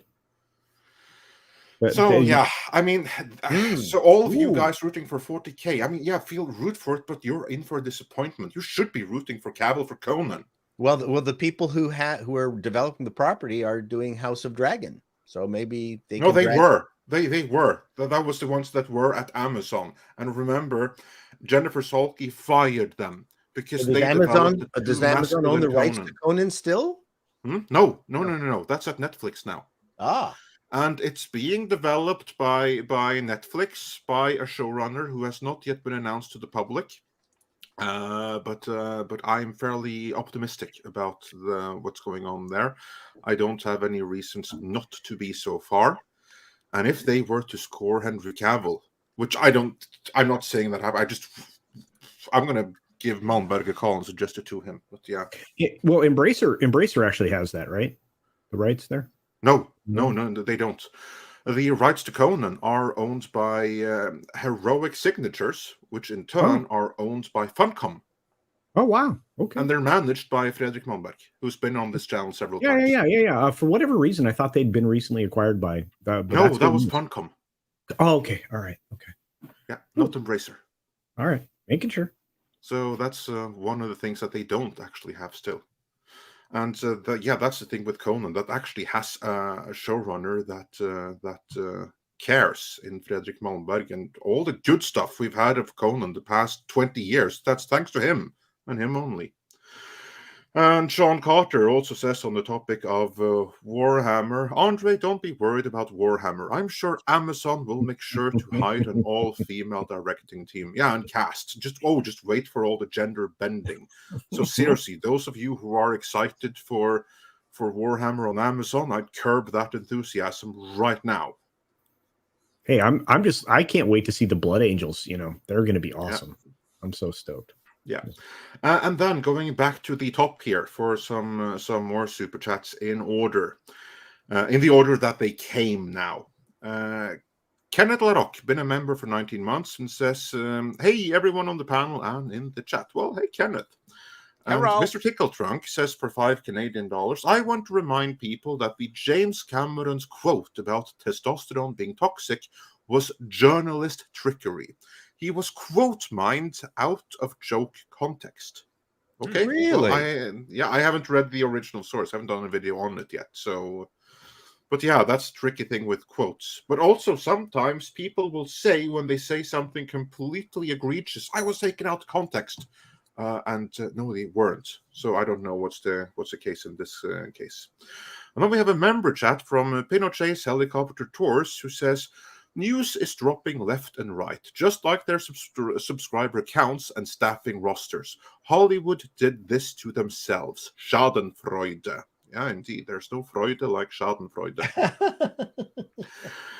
And John Apocalypse has been a member for 3 months, so there's the anniversary of that. So thank you. And Oak aged Schadenfreude is always the nicest.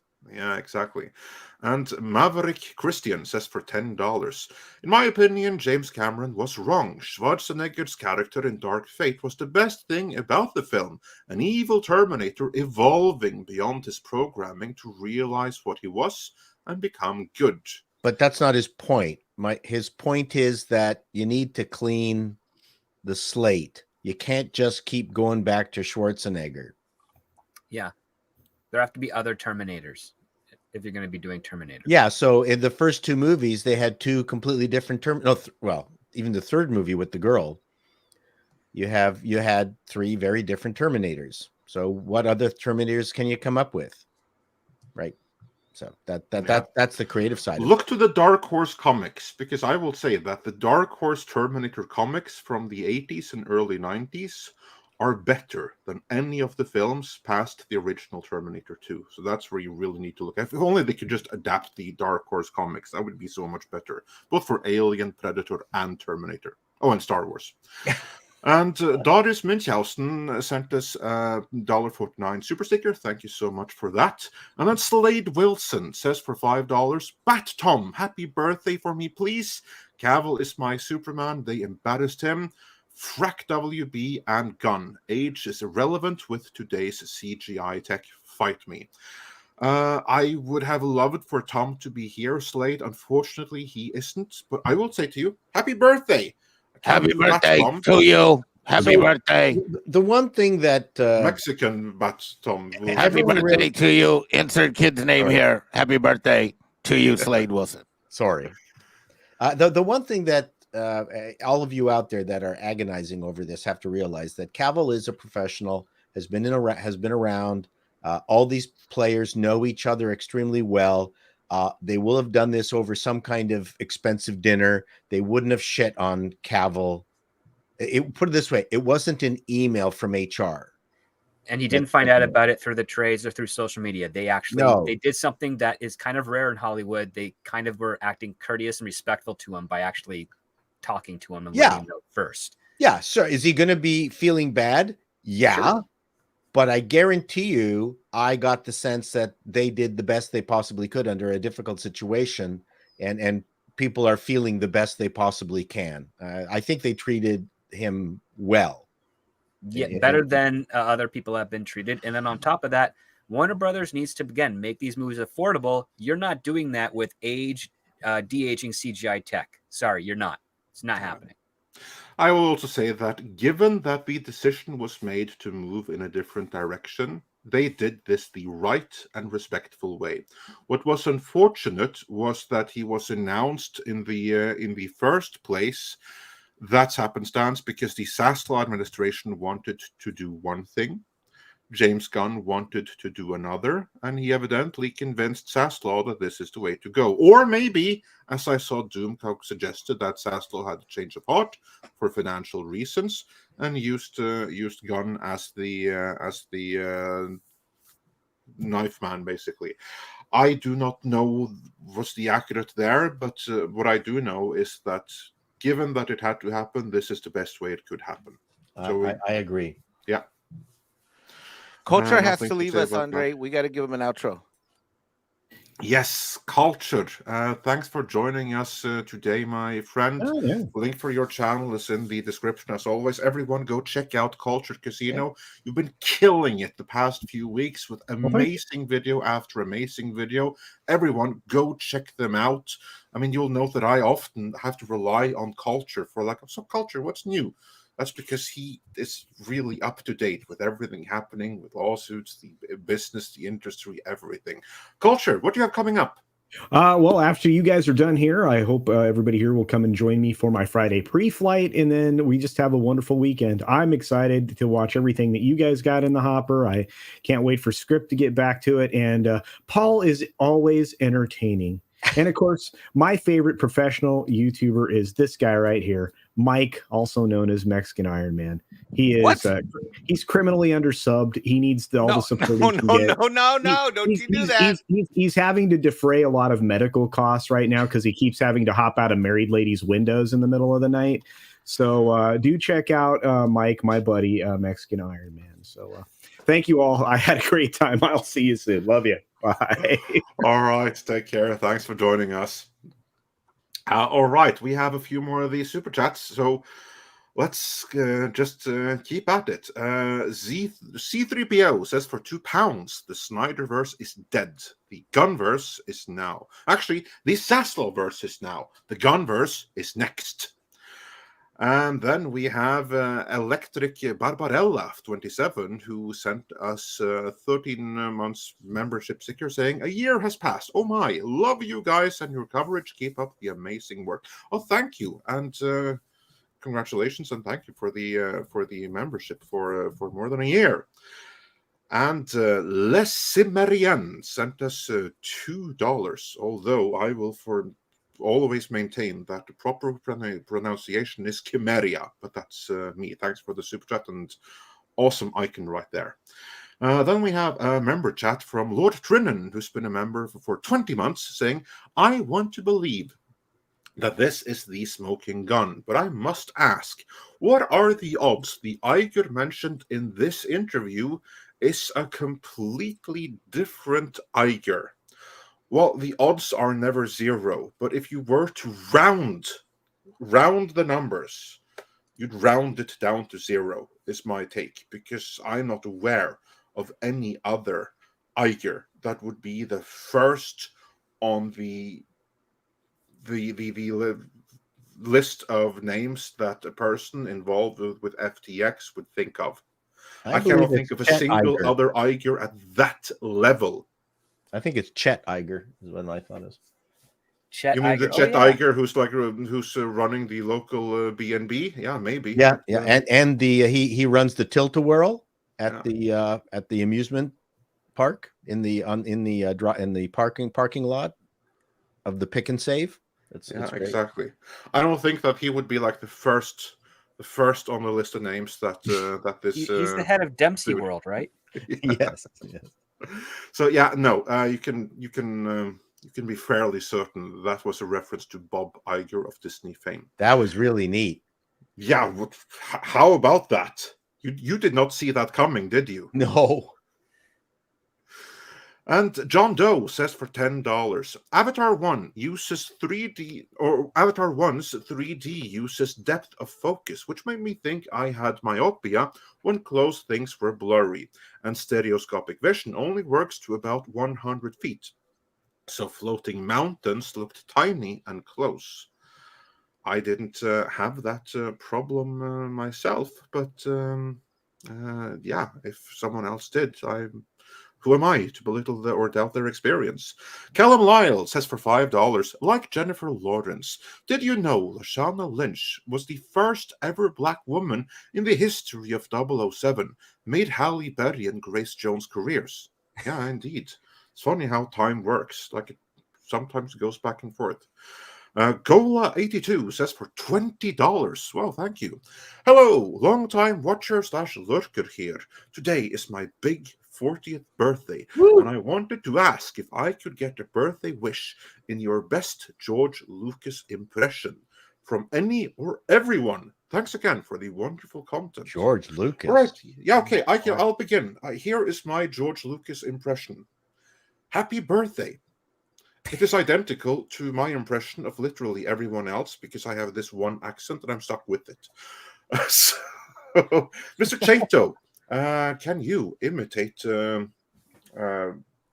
George Lucas for Gola82?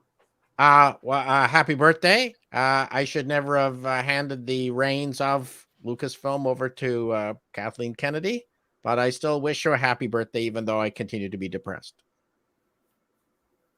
Script, can you top that? Oh gosh. Happy birthday, Gola82. Thank you. Thank you for the super chat, and may the force be with you. Oh, I was perfect. Oh, coup de grace. We have a winner. I know that Mike had to momentarily step away, but he's not going to be able to top that. No, I am did not think of the force. But again, happy birthday, Gola82. We're so glad to have you here. So yeah, less lurking and more commenting and chatting. And yeah, so glad to have you here with us. Then we have Insane Hippie Insane, who says for $10, Henry Cavill will be doing a Warhammer 40k show for Amazon. Best intro to the 40k universe would be a show based on the Eisenhorn or Kaipa's Kane books. Oh, you think you're going to get that? I agree with you. You're probably right. I trust that you are right, that would be the way to go. Which makes me think that Amazon are going to do the opposite. Think of the most ass-backwards way you can possibly begin a Warhammer 40k show, and that is what Amazon will be doing. Unless Cavill, as an EP, will be able to stop them. Good luck to him. Then we have a member chat from That 70s Rock Fan, who says, if we get 2,000 likes, Paul Chato will perform Boot to the Head live. I will. Oh, I will. Yeah. Boot to the head, nah. It's the lyrics are very difficult. Boot to the head, nah. Boot to the head, nah. Well, we'll save it for the 2000. I will do that. And T-Neil89, aka Dislikes Pun, says for $2, through lines, typo pun in line at Starbucks. Ah, okay. I'd actually not heard that one before, but that explains it. So thanks again. And then T-Neil also says for another $2, Jennifer Lawrence could. She invented screenplays. Oh yeah, Jennifer Lawrence invented everything. And then Michael Connie, he agreed with Mike, saying Avatar 2 was so good, so surprised. Yeah, well, that's all right. Yeah. And also chiming in is John Evan Bear, who says for $5 Canadian, I have seen Avatar The Way of Water, and I gotta say, I don't see this having repeat viewings. So some slight difference of opinion there. And we have Sheriff Bullcrap saying for $2 Canadian, slime ball Kevin O'Leary. Typical. He is involved. Yeah, funny how that Not works. Surprised. Yeah. Yeah, we have history, as I said. Exactly. I would love to hear that history at some point. And then Michael Connie has been a member for 1 month at the Midnighter level, so congratulations.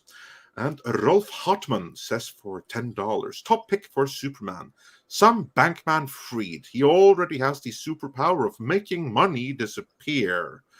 You'd think that would make him better for Joker, but hey, with Warner, you never know.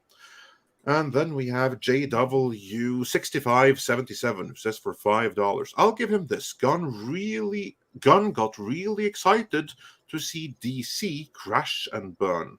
Well, yeah, now it's up to him. He's already crashed and burned the previous iteration.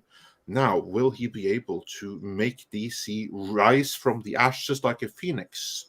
Or will it continue burning? That is the question. Time will tell on that one. Mm-hmm. Sheriff Bullcrap says for $2 Canadian, Jennifer Lawrence, the new Superman she created. Don't give her ideas. Adam Wofford says for $5. Breaking news. Henry Cavill is making a Warhammer 40k show with Amazon. He is an executive producer. He is no longer Superman, but maybe the Emperor. And yeah, best of luck with that. I still say he should have been Conan. So I'm sorry to say he got snapped up so fast. It almost seems that he went with the first option without thinking it through. He will. His agent has got a crap ton of offers. Yeah. There's no. He's got more than he can get through in a year. Oh, I'm sure. Oh, for sure. Yeah. Pinochet's Helicopter Tours says for $5. I'd like to point out any NDA JPEG was Party 2 is unenforceable under US law if criminality or wrongdoing has occurred. JPEG should burn them all. Yeah, but if he didn't see the papers, if he was escorted out of the building without being told what it is, so he doesn't really know, then there's not a lot he can do. Not only that, he can't blow a whistle. He can't blow a whistle on something he hasn't seen yet. Exactly. Not only that, but also criminal charges have to be filed first before he can actually break an NDA, because then you have an official criminal investigation. Yeah, and we don't have that yet. So as it is right now, his NDA is very much so enforceable. There's a few more steps that's needed before it becomes unenforceable. But here's like the thing: he may not know, because if he never got those papers that were incriminating, he hasn't seen them. So then he has nothing to say. Then we have Gabriel Quiroga, has been a member for 13 months, saying, so disappointing to hear Cavill is out. He was for the fans. Saving grace is that James Gunn is at the head of this ship. Anxious to see replacement. Ah, that better be a good one. Hillis Mallory says for $5, let's put this out front. The Snyderverse never worked. It tumbled out of the gate. The box office takes for the first two movies was disappointing. Yeah, this is not untrue. It's true. Yeah. And Valentine's Tub says for $2, all the fans should go to 40K instead of Superman. Well, let's wait and see how respectfully the powers that be behind the Rings of Power and the Wheel of Time. Let's wait and see what they do with 40K before everyone heads on over there in some misguided loyalty. If they do the Rings of Power all over again, and they might, I know Jennifer Salke will want to, let's wait with rewarding them. That's what I'm worried about. Has anyone seen this Witcher offshoot? Why the hell would anyone watch that? Pardon me? Yeah, why the hell would anyone want to watch that? I'm for misery. I'm going to try to get through one because I'm. Oh, okay. I'd love to hear your review of it. Okay. Yeah. We will celebrate your misery. Yeah.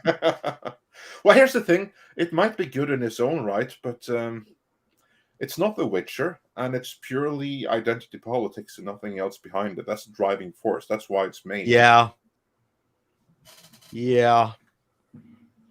It's absolutely true. I blame the fact that the public school system has lost most of its male teachers. That's where I'm heading. Well, I think there's more reasons, but that could be one of them. And then Commander Ed Straker of Chato says for $5, Doomcock's insider rumors getting rid of Henry, Ben, and Gal is strictly as a cost-saving measure ordered by Saslaw after Ben demanded more money. I think there could be something to it. I don't know about every single detail, but there very well could be some grain of truth in those rumors.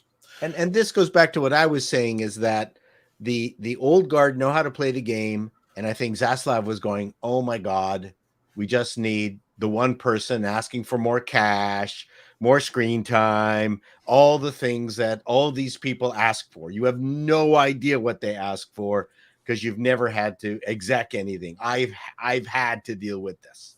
Yeah. And it's utterly tiresome. And also, I would say that the value in Henry, Ben, and Gal is together. You lose one of them, and the other two are significantly less valuable. Well, I don't know. Wonder Woman 1 was probably the most successful of the Zack Snyder universe. It was, but she's part of the Trinity with Henry Cavill and Ben Affleck. Nah, they got to separate them. They got to be able to make separate movies with them. Yeah, but she's already had a couple. No, I know. So you just keep making them. No, that's not going to happen. Yeah. I don't think it's like, and it could happen. Like, we haven't heard that Gal is out, but at this point, I'd be surprised. I'd be surprised too. Yes. Yeah. TachNerd01 says for $5, didn't James Gunn just tease Kingdom Come? That would require an older set of actors, so Gal would fit right in. No? Well, that depends. Well, he wasn't teasing Kingdom Come. He was doing Alex Ross art.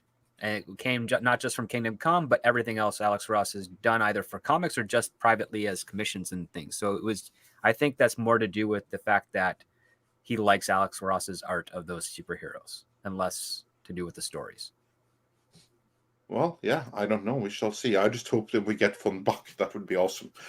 And Sensei Jeff says for $4.99, there's rumors that after reshooting Aquaman and Ben backing out, Gunn was forced to scrap everything. And again, yes, it could be true. I maintain that if one of them backs out for whatever reason, the other two are instantly significantly less valuable. Darkwater says for $5 Canadian, what do you think are the chances they get rid of a bunch of publicity problems around the actors involved by just canceling Aquaman 2 and Flash? A zero chance of that happening. Those movies are already filmed. And they want to recoup whatever they can recoup on them. I do. That's one of the comments I got a lot was, well, if Gunn is so good, why they keep Ezra and Hurd and get rid of Cavill? And I'm thinking, and I answered a lot of these people. I can't. So like the dunderheadedness of that comment, those comments, I have stunned me. Yeah, they're not staying. They've done their work. It's filmed. It's on, celluloid. It's going to come out to recoup some costs, but we're probably not going to see them again in any future DC stuff. Like, how does this not compute to some people? I don't get it either. Well, exactly. But here's like the thing, though, that they have been reshoots because for the longest of time they were trying to fix the movies.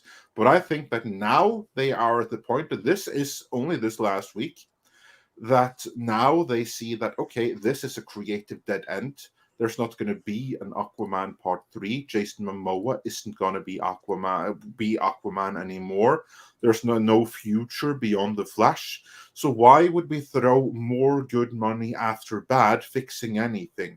Now it's just a matter of dumping those movies out there because they're now creative dead ends, the two of them. So we're just going to drop them pretty much as they is right now. We're just going to take out any promises of future storylines, cameos, because they're no longer happening, and just dump them to the market and recoup what we possibly can, and then we move on with the Gunverse. That's what's happening with those things right now.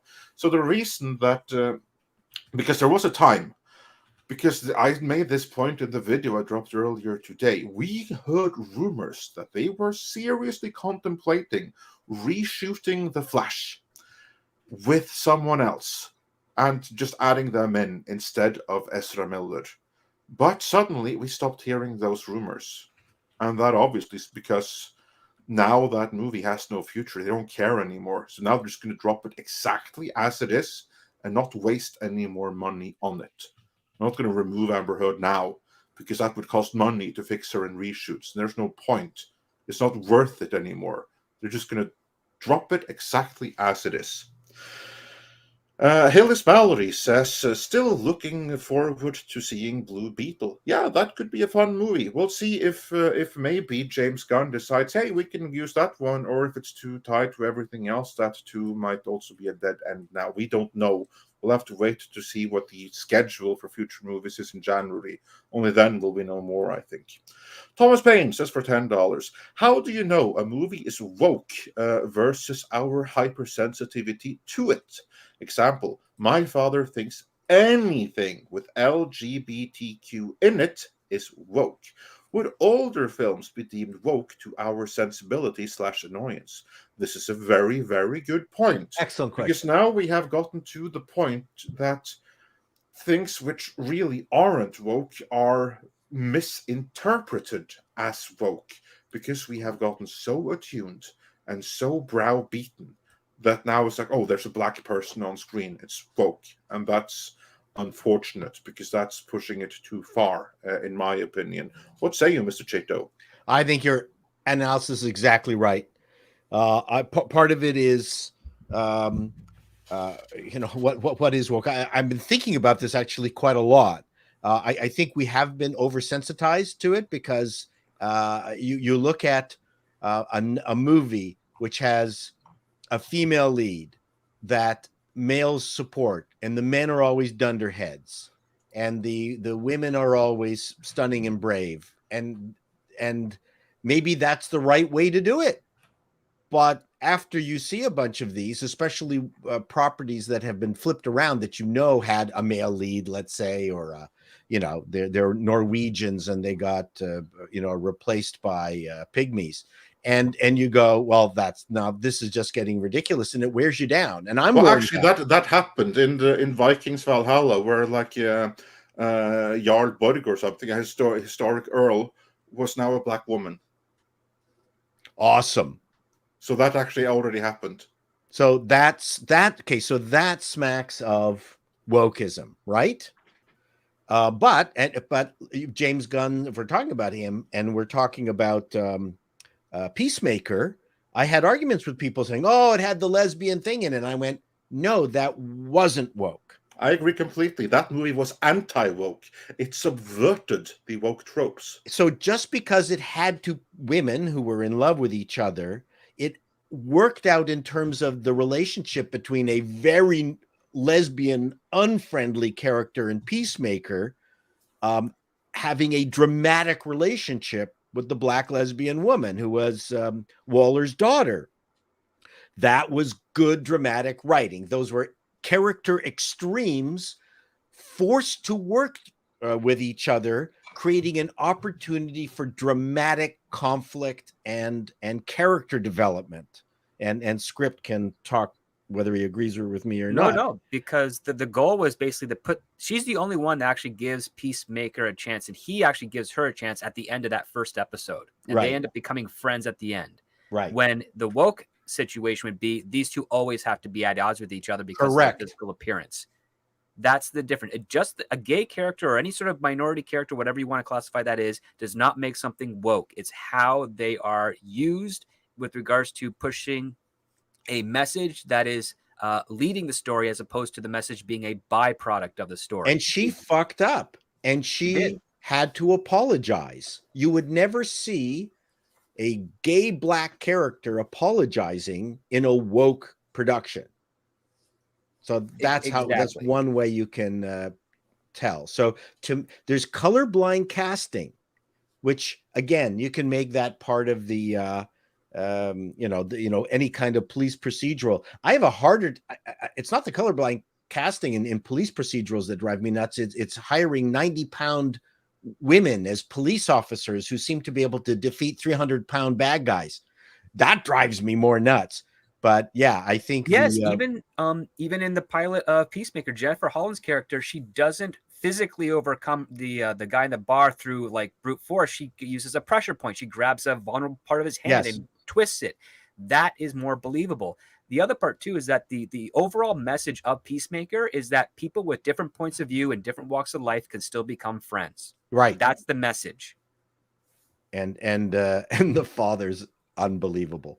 Exactly. That's what I mean. It's like anti-woke tropes. But the blood origin thing, Witcher, completely woke. And the fact that Witcher ended up being he was in the service of Ciri and the other characters, the woman starts with V, whatever. Viola Davis?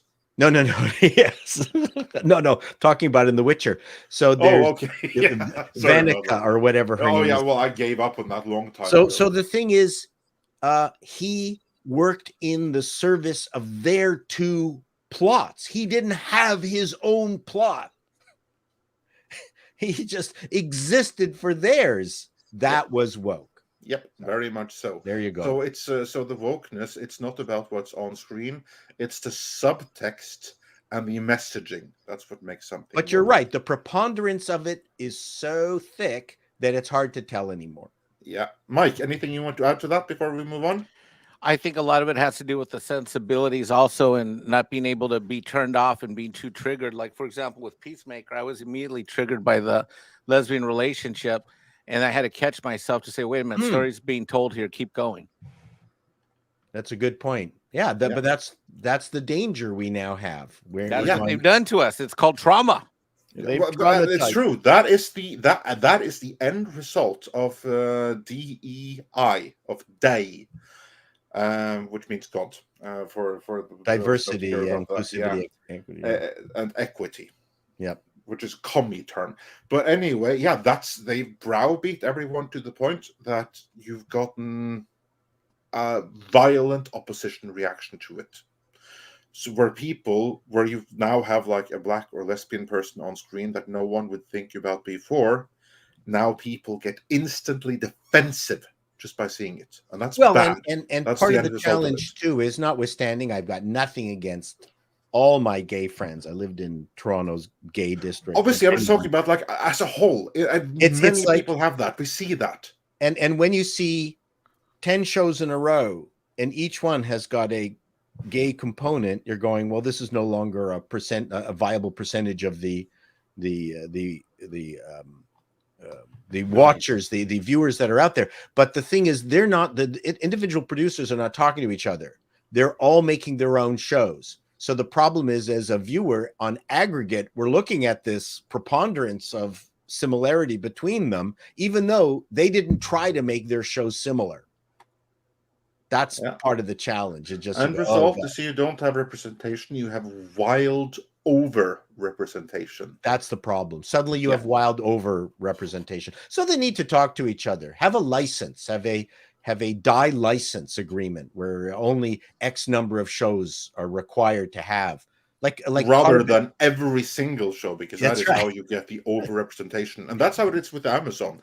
Amazon, they have these quotas, which is why I'm not at all excited for Warhammer 40K, because Amazon still have their quotas. Well, yeah, and don't have the quota on every show. Like, have your quota, but don't have it on every show. Yeah. Anyway, there you go. Moving on. Bass Player 2011 IFY says for $19.99. Thank you so much for the support. WB needs nothing short of an Iron Man 1 to make this 10-year plan work. Yes, you are right. That's with or without the Snyder's casting. I understand sacrificing short-term for long-term gains, but you need an immaculate film to make this plan work. You are exactly right. Yep. If James Gunn doesn't knock it out of the park with the first movie, they're screwed. Well, he has one advantage over other people that have worked on DC properties over the last decade, is that James Gunn knows how to convey empathy. Yeah. And that's something that was very much lacking in those things. I've watched the Guardians of the Galaxy Christmas special. It's very predictable, but it's very, very fun. And it hits on a lot of emotional levels. And I'm like, those are some of the key ingredients needed to make a great movie overall. So he knows how to do that. I have better feeling about the future of his career at DC than I've had for Warner Brothers and DC for the past decade or so. Yeah, I'll feel better when Script tells me that he got hired on one of his show offers. Me too. So do I. And then Grand was Su42 says for €5. What about Sparkle Pants Batman and Amber Heard? If they drop Cavill, they have to get rid of it all. Well, Amber Heard will be in Aquaman 2 because they're not spending the money on reshooting that, and then she and that Aquaman and Ezra continuity is done with. As for Sparkle Pants, that depends entirely on the Penguin series, which is being retooled for HBO Max as we speak. But why they are even doing that is completely and utterly beyond me. But who knows? Maybe Gunn will axe that too behind closed doors. Yeah, production isn't supposed to officially begin until late February. They have plenty of time to cut that crap, which I really think they should. Amber Heard is still in the movie because I think Momoa is going to be Lobo. They don't need him anymore for Aquaman. That's why they've stopped dicking with the movie. And I have to say, I'm actually really excited for that prospect. I hope that's true. No more Momoa for Aquaman. Amazing. I'd much rather have James Gunn's Lobo than James Gunn's Superman, just saying. And Pinochet's Helicopter Tour says for $5. I agree, Cavill's a good Superman. I can understand the clean slate principle. We have the Star Wars sequel trilogy as proof of what happens without unified vision, which is why they need to kill the Penguin series, because that's not part of the unified vision. And I'm worried about the Constantine sequel that was announced. Is that going to happen now if that's not part of Gunn's vision? And then John Kelsey sent us $20 with no notification, but we'll take it. But thank you for the support. That is much appreciated. So thank you, Josh Kelsey. Play the High Note says for $5 Australian, Neil Breen's new movie trailer Cade, The Tortured Crossing, has been released on his website. Support indie film as opposed to corrupt Hollywood. Oh, that's a very good idea. Neil Breen's Cade, The Tortured Crossing. We'll have to check that out. I'm sure that's something we can talk about with on Monday with Chris Gore. Neil Breen is a ridiculous realtor who makes movies on the side. He's crazy. It's great. Well, Yes. I appreciate that kind of entrepreneurship. We need stuff like that. Sorry. And then Attic Hatch Sound says, Attic Hatch Sound Bob Cowell says for $5, what do you think are the odds of the Black Superman seeing the light of day? This would be the J.J. Abrams project. Script Doctor, what do you think is the odds of J.J. Abrams' Black Superman seeing the light of day? I've got a bridge to the moon to sell you if you think that's going to happen. I have not heard from anyone that is able to confirm any progress with JJ's projects with Warner Brothers. The only thing I've been able to get out of the few people that know what's going on over there is that it looks like he's either being strung along or hung out to dry. So what is this the project that he still has with Warner that everyone is talking about? It's a project that has not actually been committed or pushed any further. It's been in development for the last year and a bit. Which is also not a great sign. And also, they have killed every single other J.J. Abrams show. So I would be shocked if this one was still in development. We heard from Mikey Sutton that it wasn't.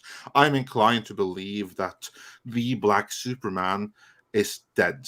Unless James Gunn decides to go in a direction of a new Black Superman, but that would be a new Black Superman and not J.J. Abrams' Black Superman. So pretty much zero choice of that. There's enough of a pattern at Warner Brothers to show that they're not really committed to this J.J. deal that came in before, that existed before Zaslav came in. So keep that in mind. And Ryan West says for another $20, thank you so much. If they had just made this choice months ago, I'd probably be okay with the DC changes. But just the sheer public imbecilism of having Cavill say, I'm back to I'm gone, barely 2 months later is grounds for walking away. That was unfortunate. And well, that goes into the campaigning aspect of what Danny Garcia, The Rock, and Cavill were doing. Nobody knew what was going to happen. When they did make their announcements, I'm sure that the people at Warner Brothers, especially in marketing, said, "Oh yeah, if this is regarding Black Adam, say it. We're fine. Good, go ahead," because they didn't know what was going to happen either. And one thing that you can guarantee with regards to actors and their management and stuff is that they lobby hard for their clients and they themselves to maintain roles that they've started or get roles that they want. They do it. It's been known to happen for decades. Yeah. Everything about the Instagram post, it seemed very promising, but it also had this weird, it's kind of weird that he says this, even though because we know there's no contract signed between Cavill and Warner Brothers. We know that they have a positive relationship. It all just feels like they were hoping if Black Adam, broke $700 million worldwide, things would probably be different, but it didn't. And the new pitch that James Gunn had was basically like, yep, sorry, we got to go in this direction. So I was more the actors and those celebrities saying, we want this and we want to get the audience stirred up enough to support it, to convince Warner Brothers to go with us before Warner Brothers even knew if they had a decision or not to go in that direction. It was a total influence campaigning tactic, and it was well done, but it just didn't do what was needed to for them. Yeah. And then Robert says for $5, so all the reshoots for Aquaman and Flashpoint were all for nothing. Let the past die, kill it if you have to, James Gunn. There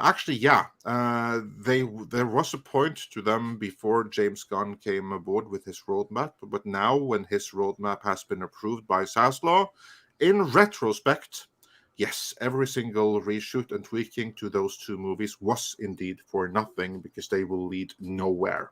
Well, technically, they were for nothing but a little bit before that because of the Ezra and Amber Heard controversies prior. I mean, they could have just crapped those movies out at the time and not have, and there'd be almost no difference box office wise between then and when they're going to be released next year.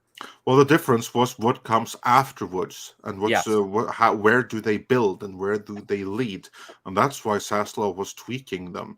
But now they lead to nothing, and that's when they really were pointless.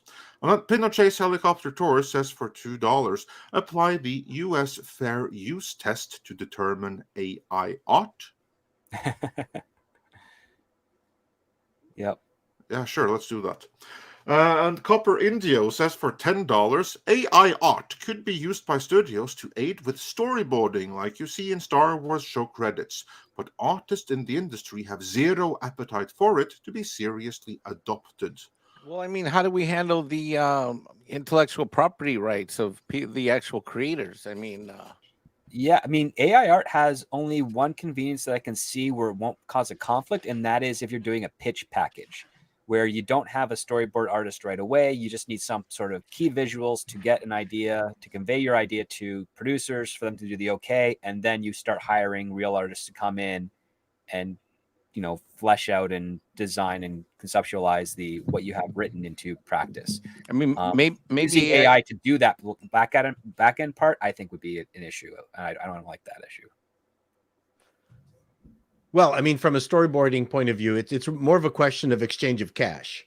Yeah. If the original rights holder loses money, then you've got a copyright issue. If they don't, if someone is just using it to throw together some quick storyboards, there's pretty much nothing they can do. Indeed. And then we have Jay Forever King, who says for $5, people said they wouldn't see any more Spider-Man movies after Spider-Man 4 got cancelled, and The Amazing Spider-Man still made money. Recasting Superman is money. Well, The Amazing Spider-Man 2 didn't. I maintain that The Amazing Spider-Man was built on a house built on sand, and the foundation just didn't stick. Yeah. It wasn't made good until Spider-Man No Way Home. That's kind of like what redeemed those movies, in my personal opinion. I didn't like the first Tom Holland Spider-Man at all. So it was better than The Amazing Spider-Man. Yeah, but, I'll give you that. Yeah. And then Kelechi Oke, I think that's, sorry if I botched it, but he sent us $15, no message, but thank you so much for the support. That is really appreciated and makes the wheels go around. And then Mech1164 sent us $9.99, saying, this is why I'm glad the IP for another game called Battletech is not being looked at in Hollywood. Otherwise, a probable Game of Thrones level series would be destroyed by them. You hear that, everyone from Hollywood watching? Because I know there's a few of you. Battletech, you haven't destroyed that yet. Way to go, Andre. Way to give him the heads up. So, yeah. Battletech is pretty cool. I hate to say this, but we're missing Weinstein movies. Oh, well, that depends. Yeah. That depends, but yeah. But anyway, yeah. Mech1164. I see where you're coming from. But be careful with jinxing things like that. But, thanks for the support. Who's able to do that kind of stuff and not be a shithole at the same time. And Jesus Davila says, sent us a $1.99 super sticker. Thank you so much for that. And then Pinochet's Helicopter Tour sent us another $5 saying, I sometimes disagree with Paul. One thing I do agree with him on is the story of Horizon Zero Dawn. Paul, would Horizon Zero Dawn be better on the big screen or streaming? Oh, wow. Well, again, it depends. You know what? I'm tired of, I think streaming, generally speaking, is better for games because there's so much story in games. And then when you compress them down into a movie, it's kind of uninteresting, but it's a great character, great background story. There's just so much there. I mean, I probably would watch it as a live action movie if they now there's a movie with a strong female heroic character with a really good backstory. So Yeah, you see there, Hollywood, another good idea. That's a great SDR idea. Red Wolf sent a little while ago over 2K watching and only a little bit more than 900 likes. Smash that like button. Yes, smash it. Do smash that like. Just like Jennifer lurkers. Lawrence invented it. Stop lurking and start smashing. Exactly. And then Jason Grace, N.Airbnb, sent us a super member chat saying, best episode of Midnight's Edge for a little while. Kamran laying it down and a panel full of expertise you get nowhere else.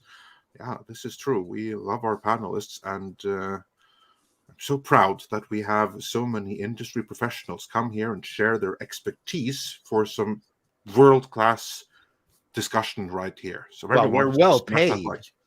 Yeah, exactly. I mean, where else can you get exposure like this? That's right.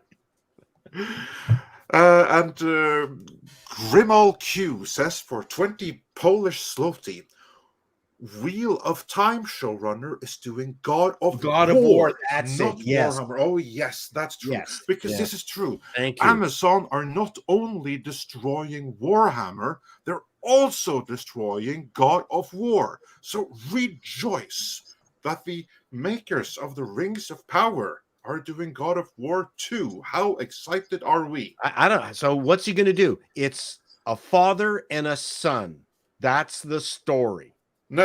In Amazon, it's going to be a mother and a daughter. and no, it's going to be a mother. Father. Wrong. Mother with a son unsure of his identity and going through the transitionary process as they go through the snow in the forest. That's right. And there you go. You'll be able to actually have a turkey baster for the lesbian experience. Yeah. Fantastic stuff. And Master Clockwork also says on that note for $5, 40K by Amazon. So humans bad, and those chaos guys are just misunderstood. Got it. Yeah, probably. You're probably not wrong. God of War. I don't know how. What a terrible showrunner for God of War.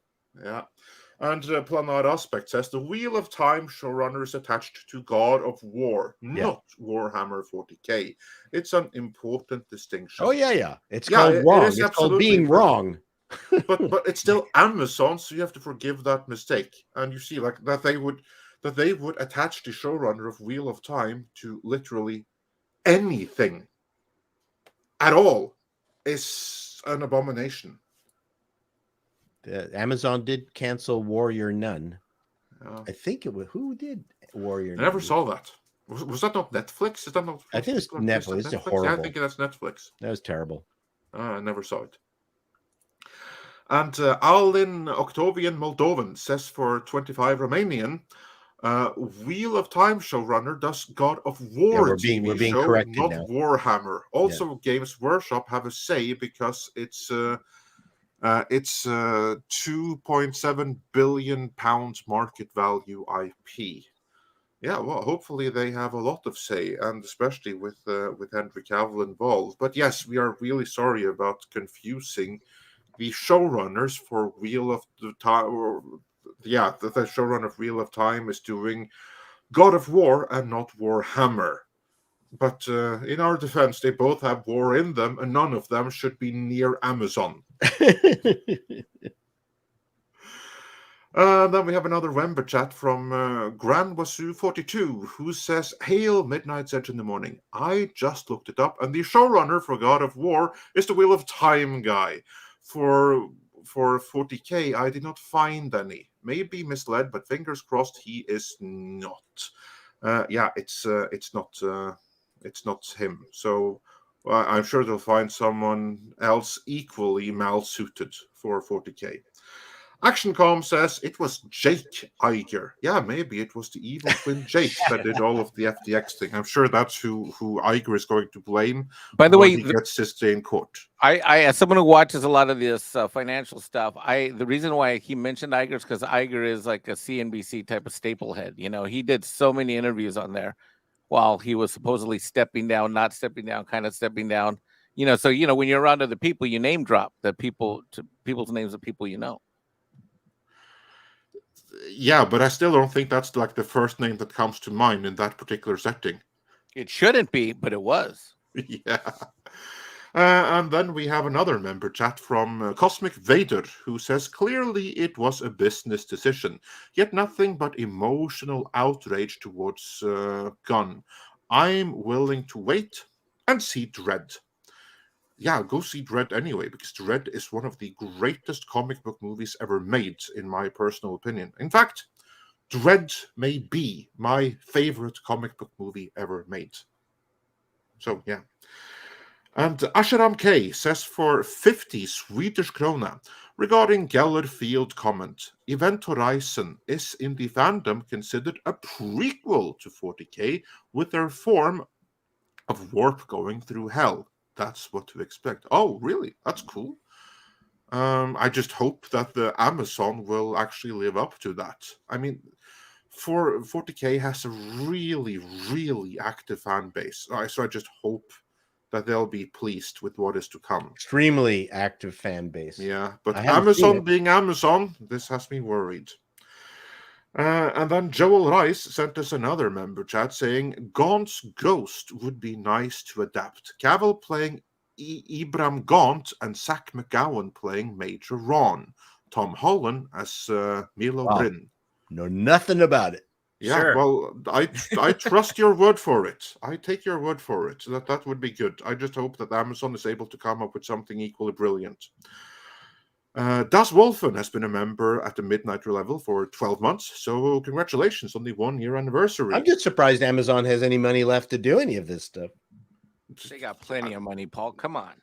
Yeah, Amazon has a shit ton of money, and they probably got the streaming division got like a loan, like, hey, we need some money to fix Rings of Power here. We wasted a billion. Let's give us another.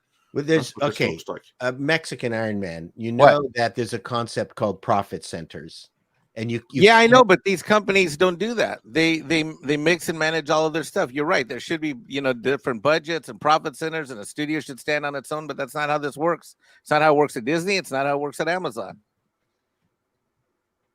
Should be, but it should be. Each division should be self-financing. Well, when you have so much money that you can afford to be wasteful. So yeah, I can't. I don't run my businesses that way. And nor should anyone. But when you have that much cash, that's what happens. Yeah, unfortunately, and that's when you can afford to be woke.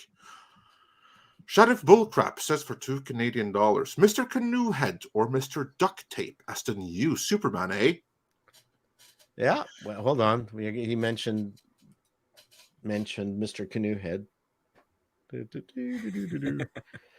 I would not put it past James Gunn to license that as a villain. Or as I would trust James Gunn with Mr. Canoehead. He has the sense of humor for it. I would trust him with that too. Actually, that would be cool. I'd be all for that. Mr. Duct Tape, Superman. Mr. Duct Tape would be. I'm sorry, I don't understand you. So I'm sorry, I still can't understand what you're talking about. You'd be perfect for the Suicide Squad Part 3.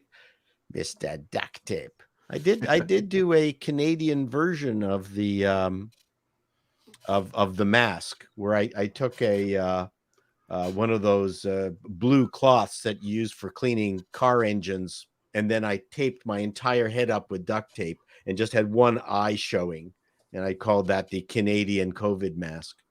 It's quite a funny picture. Hilarious. And it was every bit as efficient as the real thing.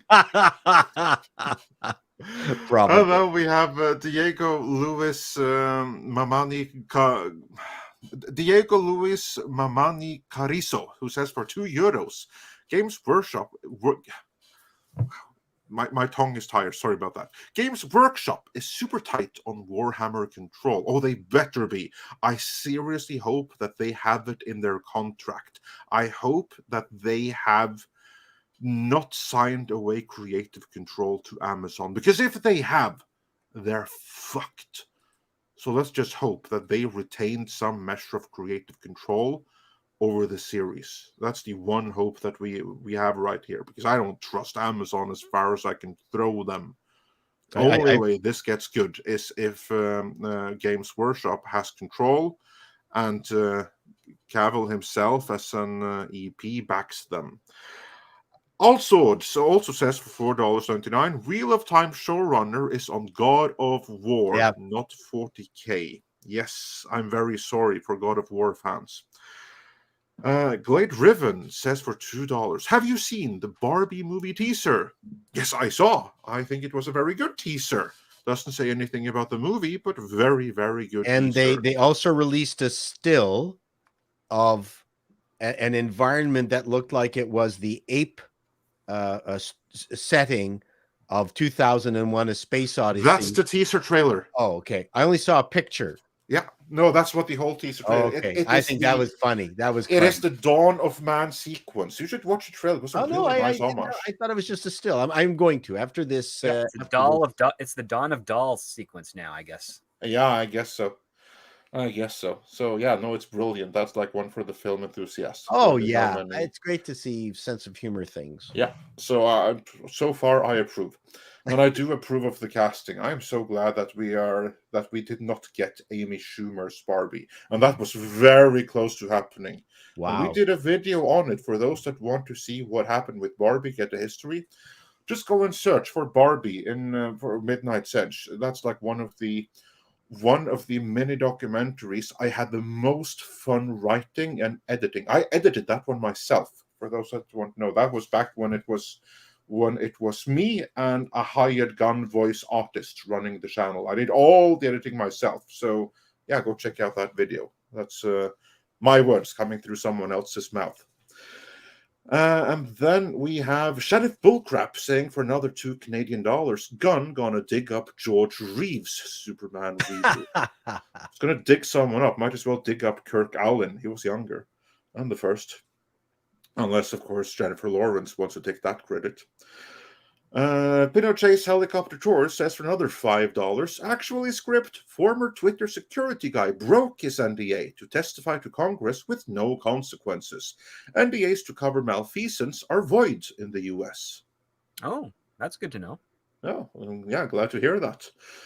Gunstar1 says for $4.99. Oh, geez, I didn't know about the Wheel of Time showrunner before I sent my last super chat. They should have got the dude who did The Expanse instead. Well, as you've hopefully heard right now, we screwed up a little bit there. It's the God of War show that is really screwed over with the Wheel of Time showrunner. So there's still hope that they can get the Expanse showrunner for Warhammer 40K. I guess that would be a very good fit there. So that could still happen. Marksman of 117B says for $4.99, I consider wokeness to be the bastardization of themes driven by laziness and narcissism. Star Trek, if it's not woke, it put the work in for the story. Yeah, the classic Star Trek was never woke. That's a serious misappropriation of the terms. The Star Trek was simply humanist in a time when that wasn't always the case in society. That's what Star Trek was. And science fiction used its future milieu as a way to poke at modern sensibilities. So in the future, when they had Kirk and Uhura kiss, that's science fiction because of the cultural mores that existed at the time. It wasn't woke. Exactly. And Dr. Fate, yeah. Go ahead, keep going. We need to end this show. Dr. Fate says for $5, woke is disingenuous social/political messaging masquerading as entertainment. It's the same as when a show puts an agenda before telling a story. Yes, that is exactly right. Sheriff Bullcrap says for $2 Canadian, Hollywood need a new Keaton, Chaplin, Hitchcock, Bergman. They do indeed. Yes. Problem is, can they even spot them if they were to come these days? Marksman, well, 3 of them weren't even Americans. So exactly, yeah. There you go. Makes it even more difficult to spot them. Marksman of 117B says for $4.79. Chato, Kings of Sidonia had an intersex character whose gender flipped based on their attraction. Was it woke? No, they were a great side character. It was, and it was science fiction. It wasn't so all people of Sidonia, when they were born, they decided what their sex was going to be at a certain point in their life. All of them started off neutral. because they're kind of test tube babies. Yeah. And then Etienne Falardeau says for $2 Canadian, thoughts on Adam Driver's new movie 65. Sounds fun. I've never heard about it, don't know. To the glorious Canadians on our panel, have you heard about 65? Nope. He's a good actor. I saw the trailer. It's okay. It's Adam Driver trapped in the past with a young girl fighting dinosaurs. Good concept. Okay, Wow. cool. Mike, have you heard about this movie? Nope. Never heard about it, but it sounds fun. Based on the scripts and decision right there. You So, should Adam should have a child and call it Adam Baby Driver. Exactly. And then Alex Kurtzman, employable little bitch is gone, says for 14 South African rounds, could Jon Favreau direct Superman? Oh, that would be something, wouldn't it? Yeah. Could that happen? I don't I'm see why waiting not. for him to pop up in the Marvel universe with something new. Like, why aren't they keeping him busy? Do they hate him? No, he had a falling out with Marvel on the producerial and director side of things when Disney acquired the company, and he's only really been involved passively as Happy Hogan and like a consultant.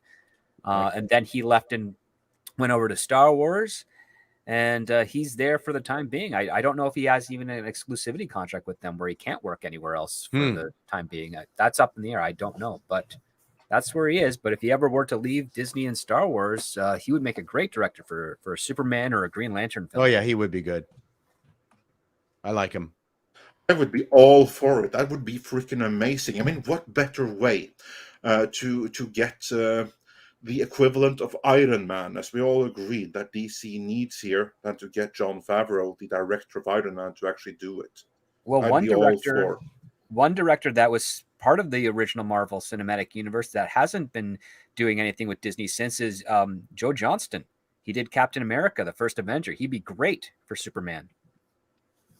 Oh yeah, it'd be amazing. Hopefully, Gunn realizes this, and I don't want Gunn to direct Superman. I think that's a waste of his talents.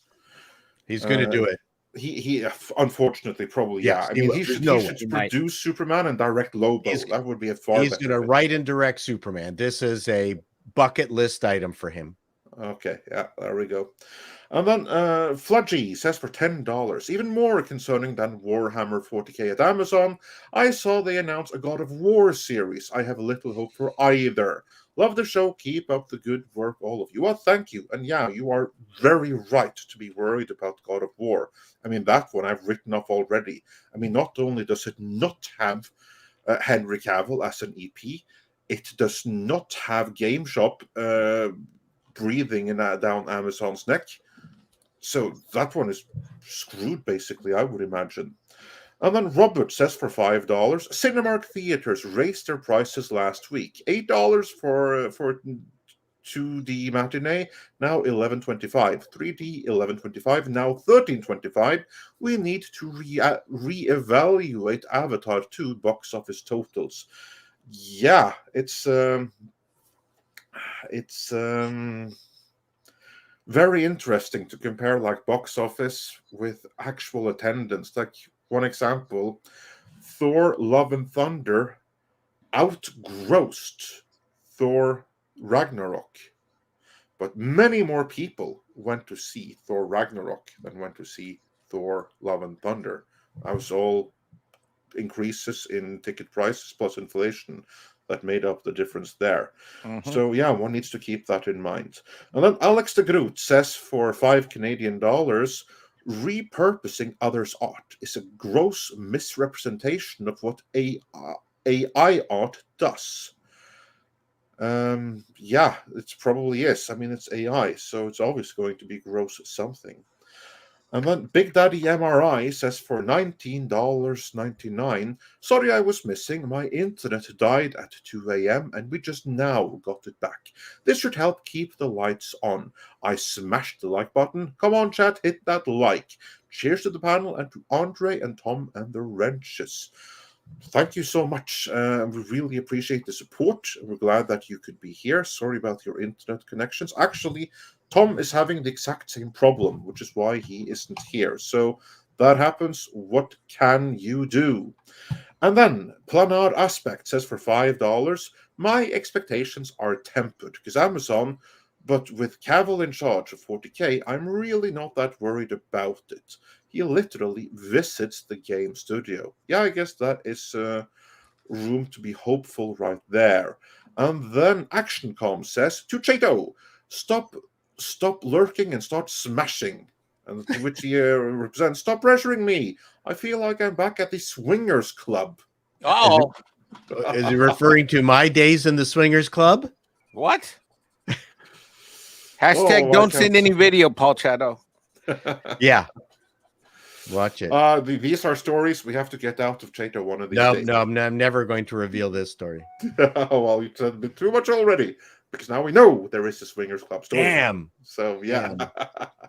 So now we can fill in the details for ourselves in our minds. That's going to be even more fun. Yeah, and Mecca J says for $5, if Amazon is going to muck up the Warhammer show, then Cavill has to deal with another franchise whose adaptation won't honor the source material.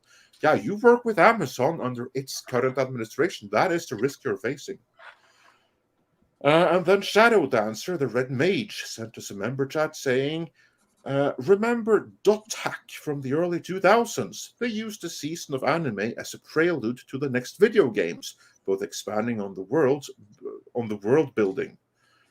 I do not remember that, but yeah, I'm sure someone does. And then Marksman of 117B says for $1.99, God of War show is skipping the first 3 games that on arrival. Oh, there you go. Yeah, with that showrunner, of course, it's on arrival.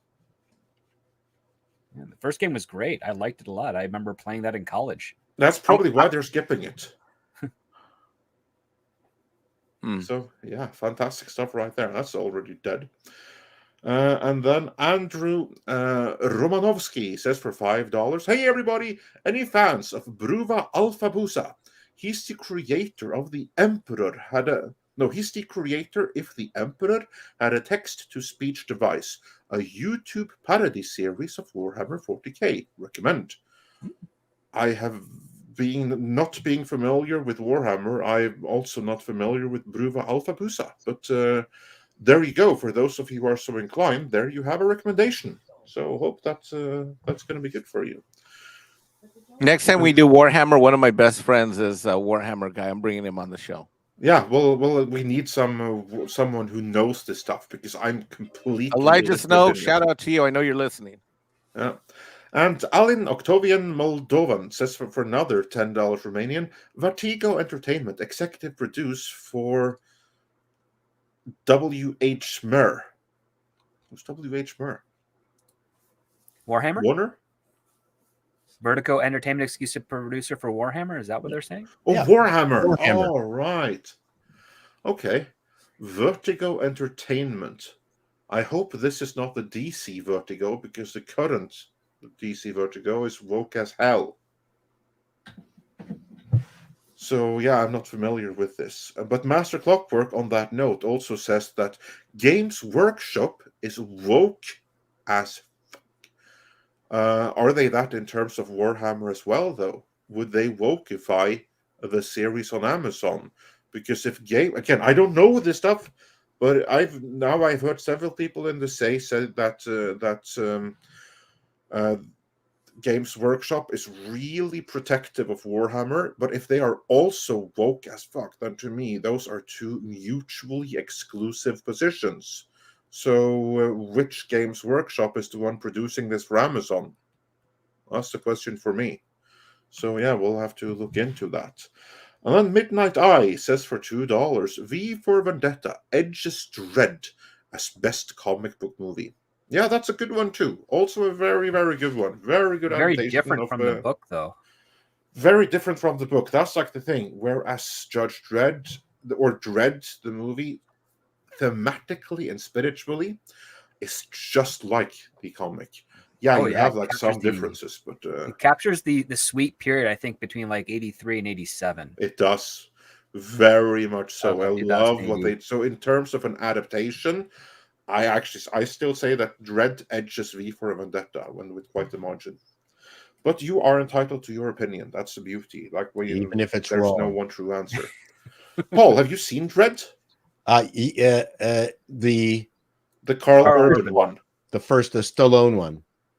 Yeah, you should watch the Dread one. This is the Carl Urban one. Carl Because that Urban one. I is, hear it's good. Yeah, It is.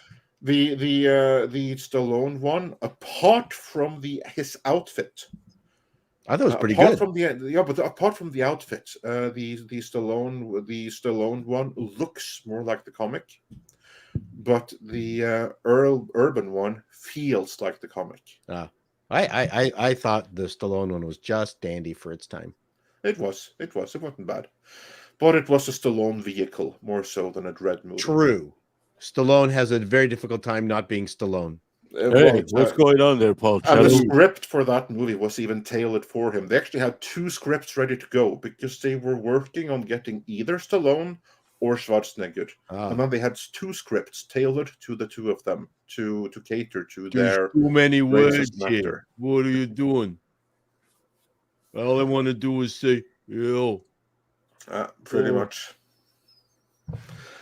And then Shadow Dancer, the Red Mage, says for $5, would Mr. Canoehead live action be practical effects, CGI, or claymation as in stop motion? I personally would love it full-blown terrible CGI. To me, it's got to be clearly like Monster CGI. by mistake, like Monster by mistake CGI levels. Monster by mistake, worse than Monster by. It'd have to be part of the joke.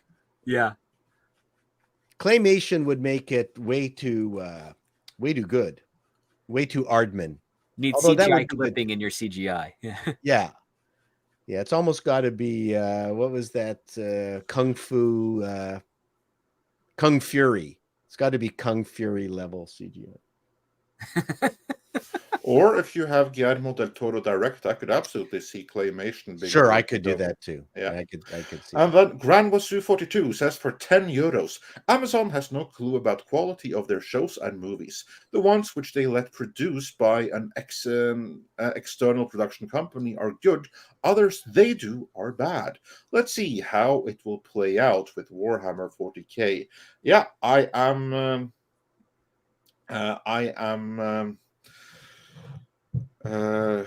eagerly awaiting to see what is going to happen with that. That's going to be very fun to see.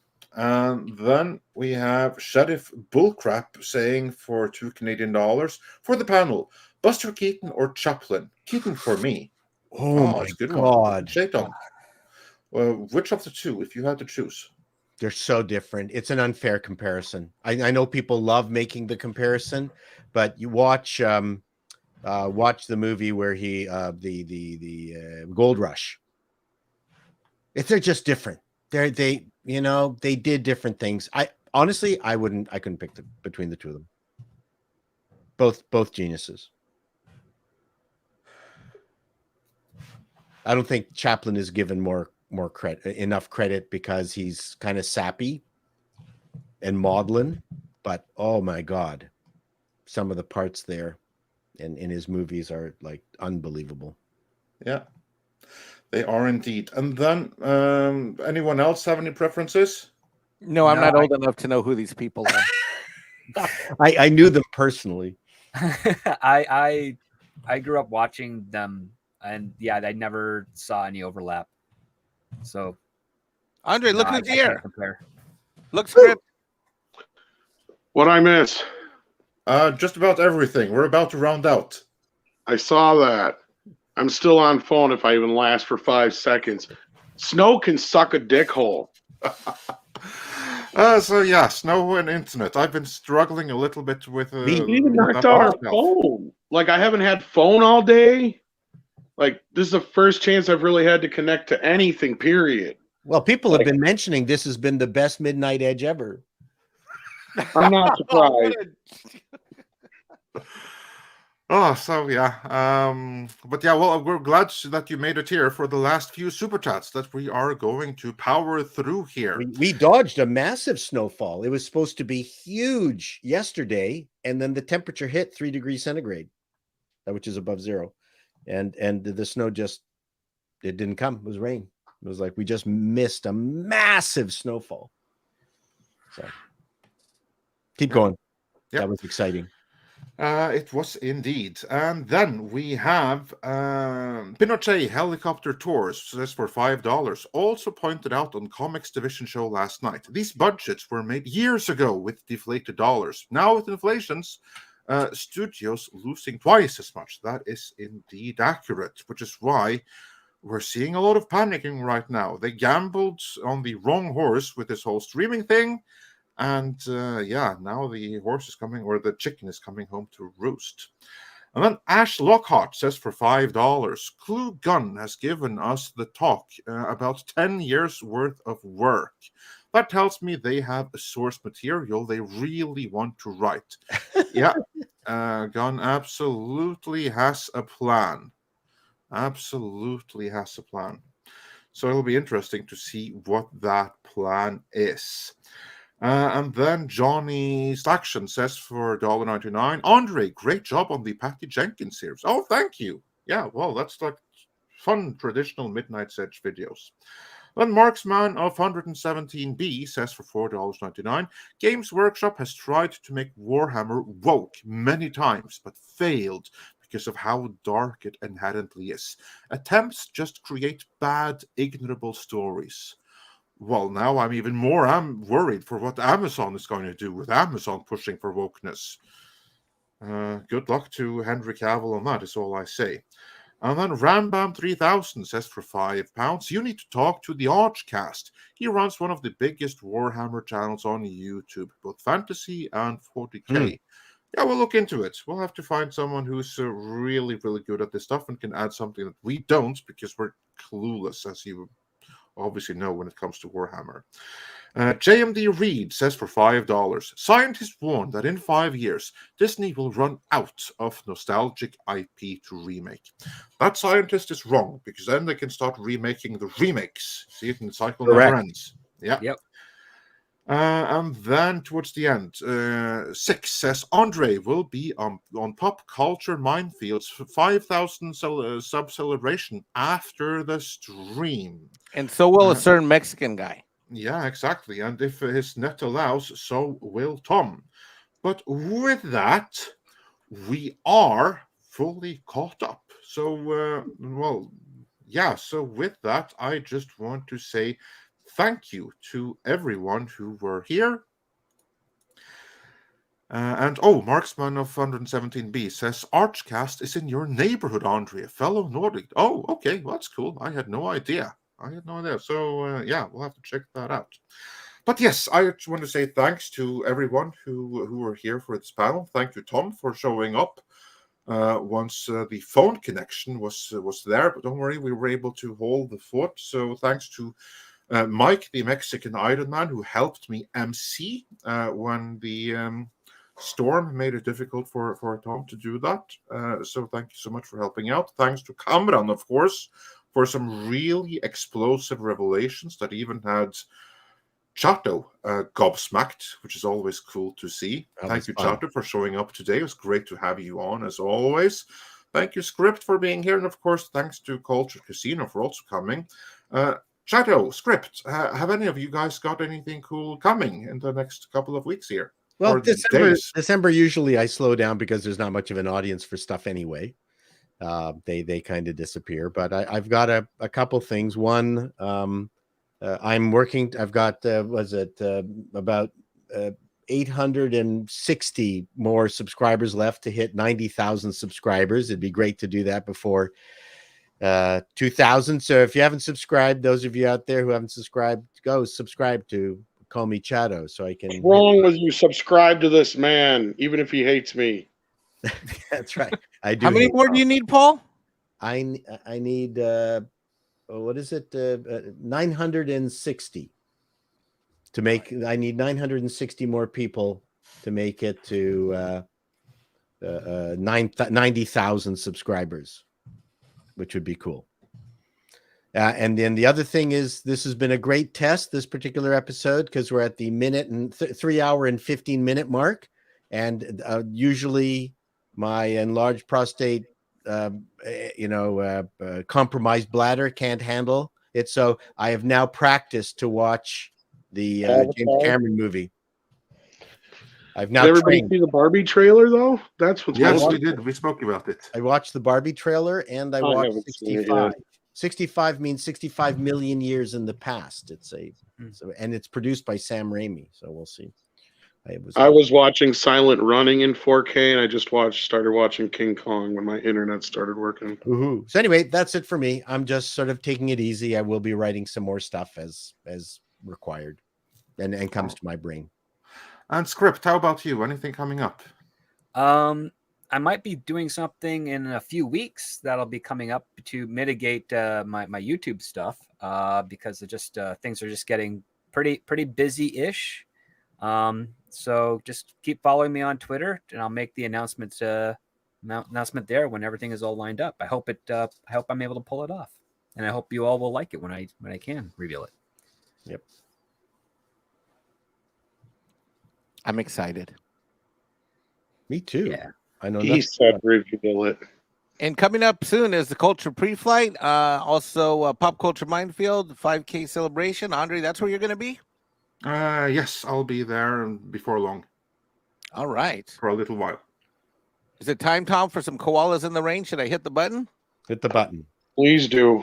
Hit the button. Koalas in the rain, koalas in the rain, no fucks given. Koalas in the rain, koalas in the rain, no fucks given. Koalas in the rain, koalas in the rain, no fucks given.